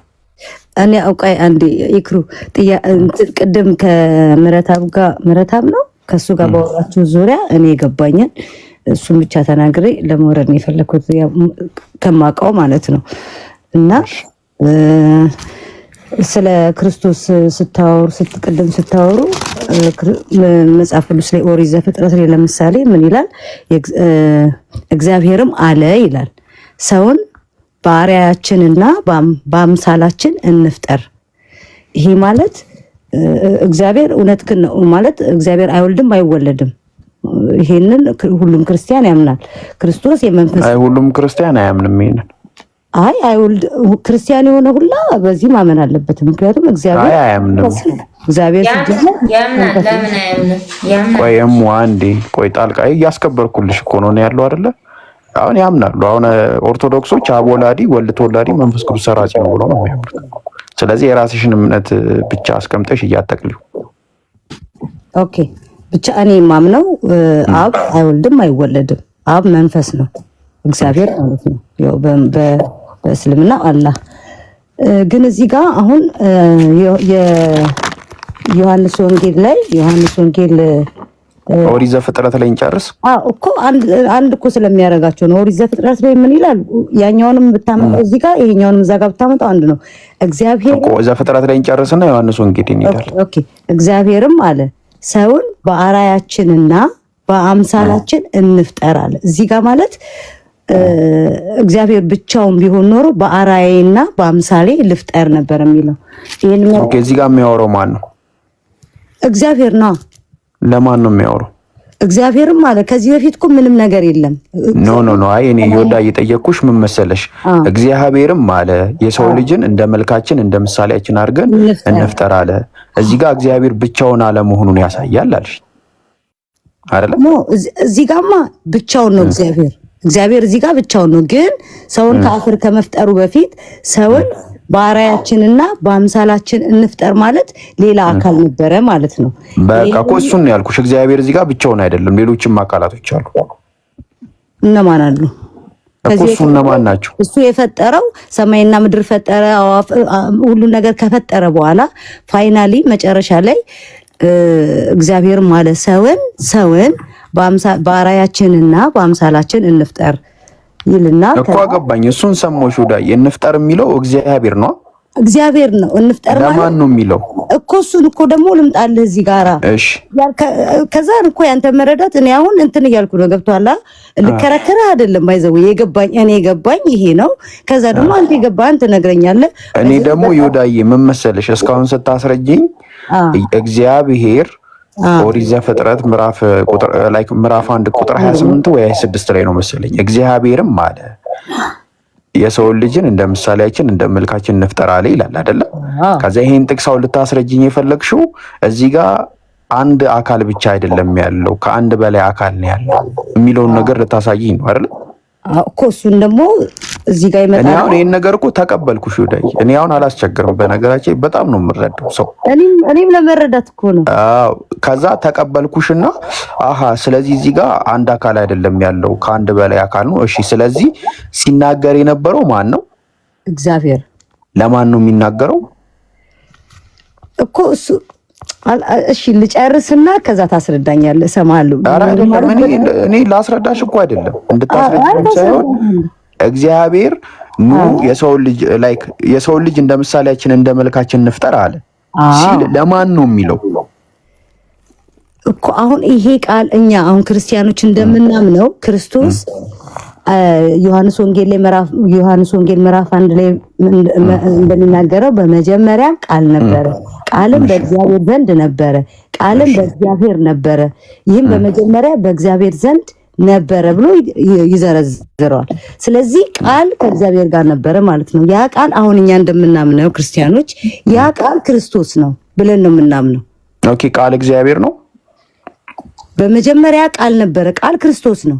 እዚህ ጋር እግዚአብሔር አይደለም እንጂ እግዚአብሔር ሰማይና ምድር እንትን ሰውም ከመፈጠሩ በፊት አብሮት ከእግዚአብሔር ጋር እንደነበረ ነው እኛ የምናምነው እኮ። እግዚአብሔር ነው ወይ ኢየሱስ? እግዚአብሔር ነው። ኢየሱስ የመንፈስ ልጁ የእግዚአብሔር ልጅ እኮ ገባኝ። ስለዚህ እግዚአብሔር ከእግዚአብሔር ጋር በፊት ነበረ ብለሽ ታምኛለሽ? እግዚአብሔር ከእግዚአብሔር ጋር ነበረ ብለን ነው የምናምነው። ስንት እግዚአብሔር ነው ያለው? ስጋና አንድ እግዚአብሔር ነው ያለው። የትኛው ስጋ አልለበሰም። ስጋ ከዛ ዮሐንስ አዲስ ኪዳን ላይ እኮ ያው መጥቶ መሰቀል ለኛ ለኃጢአታችን አሁንም እኛ እንደምናምነው ነው የምልህ። ዮዳ አሁን ምን ይላል መሰለሽ? ዮዳ ተፈጠረ ወይ? ዮዳ ምን ይላል መሰለሽ? ዮሐንስ ወንጌል ምዕራፍ 1 ቁጥር 14 ላይ እግዚአብሔርም ስጋ ሆነ ይላል አይደለ?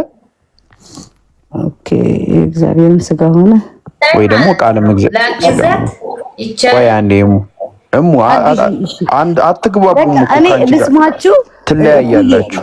ይክሩዬ ልስማችሁ። ኖርማሊ ብዙ ጠብቅ ያለኝ የተሻለ አረዳድ ካለሽ አግዢኝ። እሺ ግን ሁለታችሁ ግን አትስማሙ። ምክንያቱም አንቺ የምታምኚው ኢየሱስና እሷ የምታምነው ኢየሱስ ይለያያል። ይወዳ እንዴ ኢየሱስ አንድ ነው። እንደዛ ነው እንዴ? ተዋህዶ ታምኛለሽ አንቺ? ኦፍ ኮርስ ተዋህዶ ማለት ቆይ እኔ በሃይማኖት ስም አላምንም። የኔ እናት በሃይማኖት ስም አላምንም። ሃይማኖት ሲጀመር አያድንም። ሃይማኖት እግዚአብሔር እምነትን ነው እንጂ አምነን እንድንድን ነው እንጂ በሃይማኖት ስም በምንም በሃይማኖት ስም አላምንም። በእንትንም በፕሮቴስታንት ስለሆነ ይድናል ብዬ አላምንም። ኦርቶዶክስ ስለሆነ አይደለም። እምነቱ ግን ያድነዋል። በስላሴ አምናለሁ። በስላሴ ታምኛለሽ? በስላሴ ካመንሽ ደግሞ ኦርቶዶክስ ነሽ። ስላሴ ማለት አብ ወልድ መንፈስ ቅዱስ ነው አይደል? ክርስቲያን ሆኖ በክርስቲያን ስር እኮ አብ ወልድ መንፈስ ቅዱስን የማያምን አለ? እሺ አንቺ የምታምኚው በአብ በወልድ መንፈስ ቅዱስ ብቻ ነው? አዎ ብቻ ነው። ማርያምን፣ ሚካኤልን፣ ገብርኤልን ምናምን አታምኚም? አይ ሚካኤልና ገብርኤል መላእክት ናቸው፣ የኛ ጠባቂ ናቸው። አምላኪ ግን አይደሉም። እንደ አምላክ አልሰግድላቸውም፣ አላመልካቸውም፣ አከብራቸዋለሁ። እኔ እግዚአብሔር ያዘጋጀልኝ ጠባቂዎቼ ናቸው መላእክቶች። ድንግል ማርያም እንደማልድሽ ትጠይቂያቸዋለሽ? አይ አይችሉም ማማለድ። ለምን ሶስተኛ ወገን ያስፈልጋል? ስለዚህ አንገናኝም ማለት ነው። ላንገናኝ እንችላለን። በአንቺ አስተሳሰብ ላንገናኝ። እኔ ክርስቲያን ነኝ ሲጀመር፣ በሃይማኖት ስም አላምንም። አሁንም ቢሆን ስለ ሙስሊም በደንብ ማወቅ ቁርአን አስመጥቼ በደንብ አውቄ መንገዱ ትክክል ከሆነ እከተላለሁ። ትክክለኛ መንገድ ፍለጋ ላይ ነኝ ያለሁት። ሃይማኖት ስም ነው አላምንም። በሃይማኖት ስም ስለዚህ አንድ አይነት ክርስቲያን አይደላችሁ ማለት ነው፣ ትለያያላችሁ።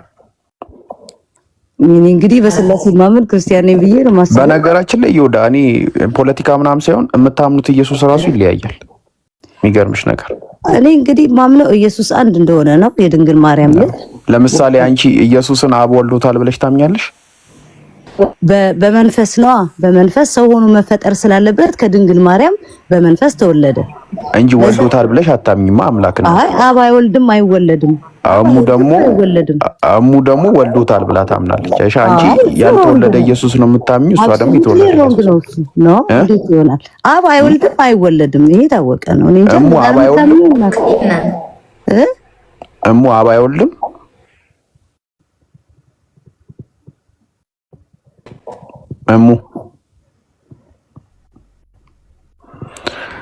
እሙ ጠፋችብን። እሺ ይሁዳ በቃ ትንሽ አዳምጪ። ከወይ ሰው ጋር እንቀጥልና ትቀጥላለሽ። እና አንተም በይ ፎሎ አድርጊን፣ ቤቱንም ፎሎ አድርጊን፣ እኔንም ፎሎ አድርጊን። ኢንሻአላህ አላህ ሂዳ ይሰጥሻል ብዬ አምናለሁ። ስለ እስልምና በደማቲ እስልምና የነቢያት ሃይማኖት ነው። ኢንሻአላህ አላህ ሂዳውን ይስጥሽ። እሺ ወይ ሰው እንዴት ነህ? ሰላም ላንተ ይሁን። ሰላም ለሁላችሁ። እንዴት አመሻችሁ? አልሐምዱሊላህ። ከየትኛው ቤተ እምነት ነው? ቆይ ወንድሜ ሄደች እንዴ አለች? እሙ ቆይ አንዴ ወይ ሰው ይቀጥል። ጠራንሽ አቤት አላልሽምና እሱን እናስቀጥለውና ትቀጥያለሽ። እሺ አንድ ጥያቄ። እሺ እኔ ከኦርቶዶክስ ተዋህዶ ቤተ እምነት ነኝ። አንተ ከየትኛው እምነት ነህ? እኔ ሙስሊም ነኝ። እሙ ሚውት አድርጊ ማለት ነው። ከየትኛው አቂዳ ምንድን ነው ማለት? ሙስሊም ሁሉም አንድ አይነት አይደለም ብዬ ነው። እስቲ ማን እንደዚህ አላውቅም። ሙስሊም አንድ እንደሆነ ነው የማውቀው። እሺ አላህ አካል አለው ብለህ ታምናለህ አንተ? አዎ። እሺ ተመልሶልኛል። እሺ አንተ ኦርቶዶክስ ነህ? አዎ። አንድ ጥያቄ ልጠይቅህ ይቻላል? እስልምና አንተ አካል አለው ካልከኝ አካሉ እኔ ምን መሰለክማ ወይ ሰው ቆይ አንድ ነገር ልንገርክ። እኔ ማምነው ቁርአንና ሐዲስ የሚለውን ነገር ነው ማምነው። እኛ አላህ በቁርአን ላይ ሙስሊሞች ናችሁ ነው ያለን። እስልምና የሚባል ሃይማኖት ነው የሰጠን። በቃ ጨረሰ። ይሄንን ነው የምናምነው። ገባህ አይደለ? የሚያሻርክ ነገር ከፈጣሪክ ላይ ከእምነቱ ያስወጣ እኛው ምን መሰለክማ ምንም አይነት ሐሳብ ሲኖር የምናወራው ቁርአንና ሐዲስ ላይ ነው። ጨረስን። ገባህ? አሁን እሱ ሌላ ነገር ነው። አንተ ከቁርአንና ከሐዲስ ምንም አይነት አሁን አሁን ለምሳሌ ሁለቱም ቅድም እያወራቸው ነበር፣ ሀሳባቸው የተለያየ ነው ስላልከኝ ነው። አሁን እንደ ኢትዮጵያ ወደ 5 አይነት እስልምና እምነት ተከታዮች ህዝቦች አሉ፣ በሀሳብ የማይስማሙ እኮ ሊኖሩ ይችላሉ ብለህ አንተ ልትረዳ ትችላለህ። አይ የለም ስላልከኝ ነው እስልምና ኖ አይደለም። ምን መሰለክማ አንድ ነገር ልንገርክማ። ለምሳሌ እኔ ተነስቼ ቁርአንንና ሐዲስን በፈለኩት መንገድ ተረድቼ እኔ እንዲህ ነኝ እንዲህ ብዬ ነው ማምነው ብዬ መፈላሰፍ እችላለሁ። ያ ማለት ግን ኧረ አንዴ ቶርኩ ኔጋ ነው ወይስ እናንተ ወርደሽ ተመለሺሙ ሞገደኛ ሆነችብን። እሺ ገባክ አይደለ? ስለዚህ ምንድነው መሰለክማ እኛ እምናምነው ቁርአንና ሐዲስ ሰለፎች ከዚህ በፊት በተረዱበት መንገድ እንረዳለን። በቃ ይሄ ደግሞ እኛን ሙስሊም ያደርገናል። በቃ ያንን ነው አላህ ይነገራል። አግኝቻለሁ፣ መልሱ ደርሶኛል ማለት ተረድቻለሁ። ይሄኛውም አካል አሁን አንተ አንድ አይደሉም ብለህ ስትናገር ቅድም ቅር ስላለኝ ነው እኔ እና ሐሳብ ያመጣሁት ሐሳብ የማን ነበረው? አዎ እኮ ምን መሰለህ አሁን ልክ እንደዚህ የሚያምኑ አይ ሐሳብ መልስ እየሰጠሁህ ልሂድ ብዬ ነው። አሁን ለምሳሌ ልንገርክማ ላይክ ሙስሊሞች ነው አላህ ላይክ ከአርሽ በላይ አይደለም በቦታ አይደለም ምናምን ብሎ የሚያምኑ አሉ። አሁን እነሱ ሲመጡ ቁርአንና ሐዲስ ላይ እናወራቸዋለን። ገባክ አይደለ? በቃ እውነቱን እናገኘዋለን እንጂ እንዲህ በሎጂክ ምናምን ነገር አንጨቃጭ። ሐሳብ እኮ ትክክል ነው፣ ግን እንደ አረዳድ ለምሳሌ አላህ ከአርሽ ላይ ነው ብሎ የሚያምን ሰው ካለ አርሽ ደግሞ ከፍጥረት በታች ነው ብለህ የምታምንበት አንጻር ካለ እንደ እምነቱ መሰረታዊ ነገር አንዳንዱ እስላም አይደለም ሊል ይችላል። እስላም ነው ደግሞ የሚረዳ አካላቶች አሉ። አዎ እኮ ምን መሰለህ እኛ አሁን የሰዎችን ሐሳብ ሳይሆን ወደ መጽሐፉ ነው የምንቀርበው ሀቢቢ። ያም አካል እኮ ያም ሰው እኮ ትክክል ነኝ ይላል። አሁን ክርስቲያኖ ነው 66 መጽሐፍ የሚከተለው ሰው ትክክል ነኝ ይላል። 81 የሚከተለው ትክክል ነኝ ነው የሚለው። እሺ አሁን ለምሳሌ አሁን እናንተ በመጽሐፍ እስቲ ዮዳን አብ እንደሚወልድ አሳያት እስቲ። ለዮዳ አብ አይወልድም አይወለድም ብላ ነው የምታምነው። አንተ በመጽሐፍ አብ እንደሚወልድ አሳያት። አንድ በመጽሐፍ ሳይሆን እኛ እንዴት ነው የምትረዱት ምትለኝ ከሆነ እኔ እንዴት እንደምረዳ ያንተ መረዳት ሳይሆን እኛ አሁን አይ ችግሩ ምን መሰለህ እኛ ጋር የሰው አረዳድ የሚባል ነገር የለም። እኔ አሁን ለምሳሌ መጥቼ ቆይ ልንገርህ እኮ ገባኝ። አሁን ልንገርህ እኛ ጋር እስልምና ሃይማኖት ላይ ስትመጣ ለምሳሌ እኔ ቁርአንና ሐዲስን አንብቤ ኦኬ እኔ እንዲህ ተረድቼዋለሁ ስለዚህ እኔ እንደዚህ ነው ማምነው ስለዚህ ሙስሊም ነኝ ብል አይቻልም። ገባክ አይደለ? ምክንያት ሲባል እኛ ቁርአንን ሐዲስ ተፍሲሮች አሉን። ገባክ አይደለ? የምንረዳበት መንገድ አለ፣ የራሱ የሆነ አካሄዳሉ። ገባክ አይደለ? በዛ መንገድ ነው እኛ የምንረዳው እንጂ አቡበከር መጥቶ በራሱ መንገድ አብራርቶት ይሄ ማለት እንደዚህ ነው ምናምን የሚባል ነገር የለም። ገባክ አይደለ? ስለዚህ አሁን እኔ የጠየቅኩት ጥያቄ ዮዳ መጣችና አብ አይወልድም አይወለድም አለችኝ። ገባክ አይደለ? ከዛ አንተ ደግሞ ይወልዳል ብለክ ነው የምታምነው። ገባካ? ስለዚህ ይሄንን አሁን እንደ ሙስሊም ብትሆን መጽሐፍ ላይ ነው የምትጨርሰው። እናንተ ግን እንዳረዳል ይወልዳል። እኔም ከመጽሐፍ ነው እኮ የምጨርስልህ። ይወልዳል በቃ አሳያት፣ አስተምራት። ዮዳን ወደ አንተ አምጣት እኮ አስረዳት። አብ እንደሚወልድ አስተምራት። ከምን አንፃር ነው? የእኔም ጥያቄ ስላልመለስክልኝ እኮ ነው። ሌላ እንትን ላይ እንዳንሄድ። ምንድን ነው ያልመለስኩልኝ አንተ ጥያቄ? አካል አለው ስትለኝ አካሉ እንደዚህ የሚዳሰስ ነው ወይስ መንፈሳዊ አካል ተብሎ የምታምነው ነው አንተ? ኦኬ እሺ። አላህ በቁርአን ላይ ምን ይለናል መሰለ? አላህ ቢጤ እንደሌለው ይነግረናል፣ ወይ ደግሞ እሱን የሚመስል የለው። ምን ማለት ነው? አካሉ ማለት ያልተገለጠ አካል ነው ማለት ነው? ኖ አይ የተገለጠ ያልተገለጠ አላልኩክም። አላህ እኔን የሚመስል ነገር የለም ማለት ምን ማለት ነው እኮ? እሱን የሚመስለው ነገር ከሌለ አላህ የተገለጠበት ነገር የለም ማለት ነው። በሌላ ነገር ቆይ አላህ የተገለጠበት ነገር አለ የለም ሳይሆን አላህ እኔን የሚመስል ነገር የለም ማለት ምን ማለት ነው? እሺ አላህን በምን ማለት የምትመስለው ፍጥረታቶች አሉ ብዬ ልነግርህ ሳይሆን እንደ አረዳድ አንፃር ከምን አንፃር ነው የምትመስለው አለ ፈጣሪህን? አላህ የሚመስለው ነገር የለም ምን ማለት ነው አልኩ። ምን ማለት ነው? የሚመስለው ነገር ነው የሚመስለውም ነገር የለም። አላህ የሚመስለው ነገር የለም ከሆነ የሆነ አካል ነው ማለት የሆነ የትኛውም አካላቶች ከሱ አንጻራዊ ልታደርገው የምትችለው ነገር የለም ነው እንደኔ ያረዳድ። በቃ አላህን ምን መሰለክ አላህ የሚመስለው ነገር የለም ከተባለ ፀሐይን አይመስልም፣ ምንንም አይመስልም። በቃ እኛ አናውቀውም። ግን እኛ አላህ ከፈጠረው ፍጥረት ከምናቀው ጠቅላላ እሱን የሚመስል የለም እኮ። እሺ ፍጥረቱ ላይ አሁን ለምሳሌ አሁን ፈጣሪ አደምን በእጁ ለፈጠረው አደም ጅብሪል ማለት እንዲሰግድለት የፈቀደው ሲፈጥረው በእጁ ሲል ምን ለማለት ፈልጎ ነው? እስቲ ብለህ ምን ትለኛለህ? እኮ በእጁ ነው የፈጠረው እኮ በእጁ ነው የፈጠረው ማለት ምን አይነት እጅ? አካላዊ እጅ ነው ወይስ የሚመስለው? እኮ የሚመስለው የለም። በዚህ እንደዚህ ተብላ አይመሰልም እኮ። እስቲ ለኔ እንዲገባኝ አድርግልኝ። ምንም ነገር አይመስለውም ስትለኝ በምንም ነገር አልተገለጠም ነው ወይስ? ለምሳሌ እሺ ችግር የለውም። ቆይ እኔ ምን እንደምመስል ታውቃለህ? እኔ ምን እንደምመስል ታውቃለህ? ከምን ካልነገርከኝ ምንነትህንም ላውቀው አልችልም። ኦኬ ስለዚህ እኔ ምን እንደምመስል አታውቅም አይደለ? ድምፅህን ስለሰማሁ ግን ሰው እንደሆንክ አውቃለሁ። ግን ምን እንደምመስል ካልነገርከኝ ላውቅ አልችልም። ግን ከነገርከኝ አውቃለሁ። አሁን ለምሳሌ እጅ ካልከኝ እጅህ ከምን አንፃር ወስደዋል? የሰው ልጅ ባለው እጅ አንፃር በሰው ኦኬ ለምሳሌ እጅ ያለ እኔ እጅ ምን ይመስላል? እስቲ ከለሩን ንገረኝ።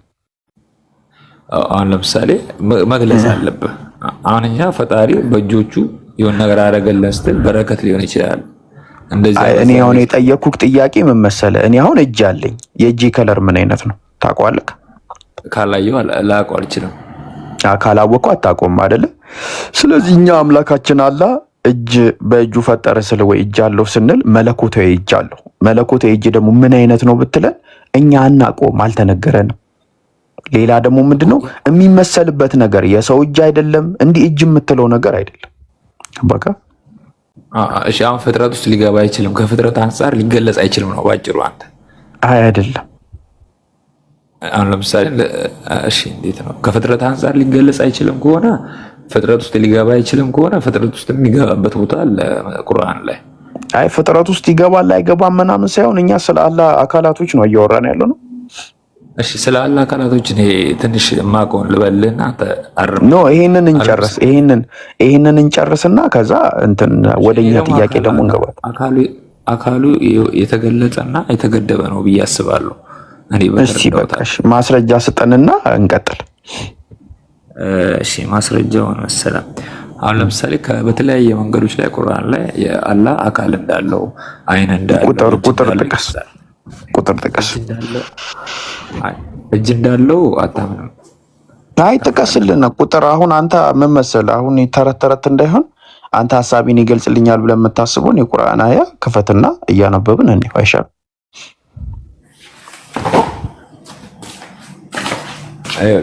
ማለት ማውጣት አልችልም በስልኬ እኔ ግን ቁጥር ጥቀስልን እኛ ከፍተና ነበር። ጥቅሱን እኔ ልጥቀስልህና ቁጥር አንተ አውጣው ማለት ሐሳቡን ልንገርና አንተ አውጣው ጥቅሱ።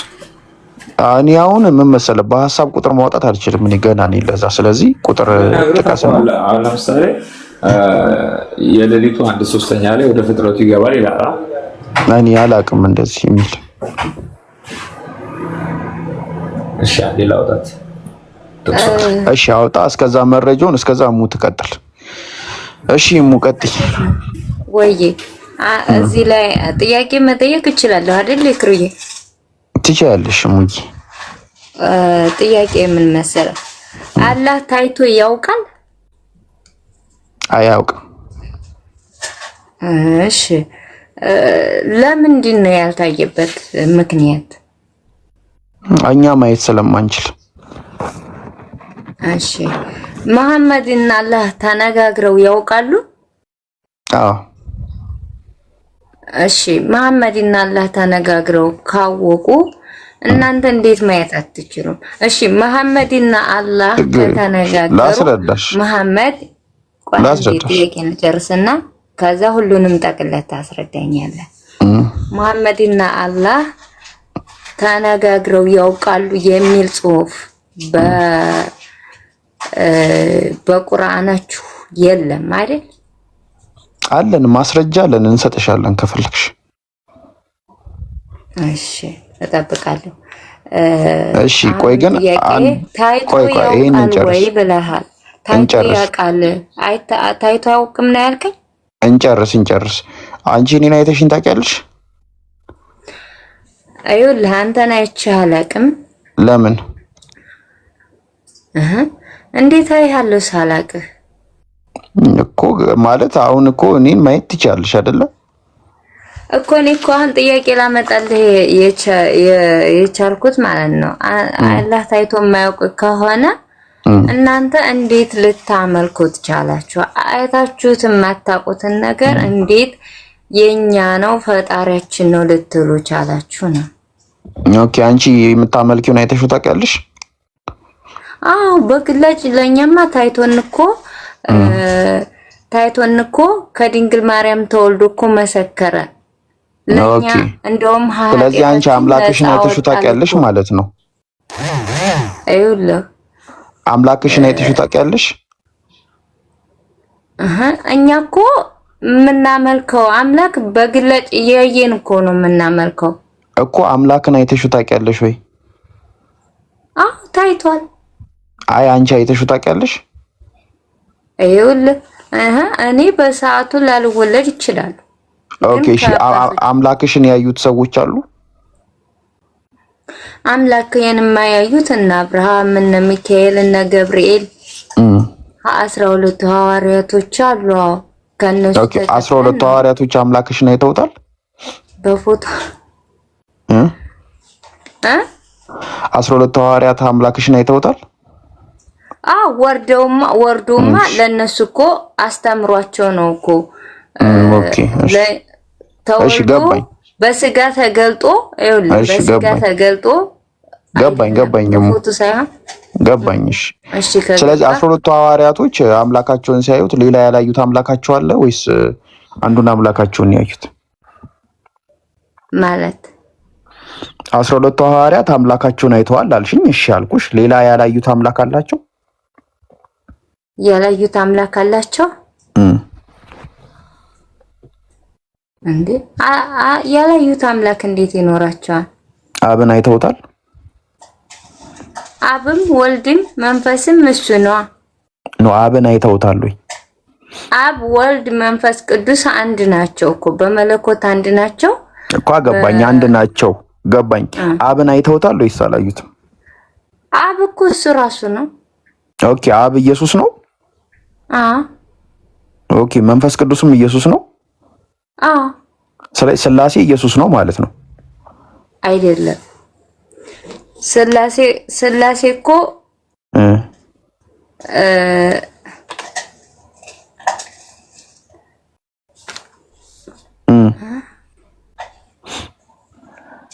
ቀጥያ አቡኪ ቆይ አትክፈት አንተ ምን አይነት ሰውዬ ነህ? ቆይ እንዴ ጮማ ይዘን አትበጥብጥ። ቀጥይሙ አብን ማለት ነው። አብ ወልድ መንፈስ ቅዱስ በስጋ በመለኮት አንድ ናቸው። በስጋ ተገልጧል። አብ ወልድ መንፈስ ቅዱስ በስጋ ተገልጧል። አልተገለጡም። ኦኬ አብ በስጋ ተገልጧል። አብ ወልድ መንፈስ ቅዱስ እኮ ከእግዚአብሔር ያገኘናቸው እንትኖች እኮ ናቸው። የስላሴ ሚስጥሮች እኮ ናቸው እኮ። ስለዚህ አብ በስጋ ተገልጧል እንዴ? ቆይ እስኪ መጽሐፍ ልግለጥልኝ ደግሞ ጠብቀኝ። እሺ ሙሉ ቀን አለክ? ሙሉ ቀን ነው ማን ነው? ሙሉ ቀን አለክ? እሺ ዮዳ አለሽ? ዮዳ እየሰማሁ ነው። እሺ ዮዳ እስቲ አንዳንድ ሀሳብ ካንቺ ጋር እናንሳ ፍቃድሽ ከሆነ ወይስ ታዳምጫለሽ? ላዳምጥ። እሺ አዳምጥ ይሻላል። እሺ እንግዲህ ታዘቢ። እንግዲህ አንብባ እስከምትመጣ እሷ አንብባ እስከምትመጣ ድረስ እያዳመጥኩ ነው። እሺ ችግር የለውም። እንግዲህ በቃ ማየት ነው። እሺ አለሽ አሁን የገባሽው ኤሪ ላቭ ነው ምናምን የሚለው አካውንት ሙሉ ቀንን አስወርዱት አለሽ ወገናችን።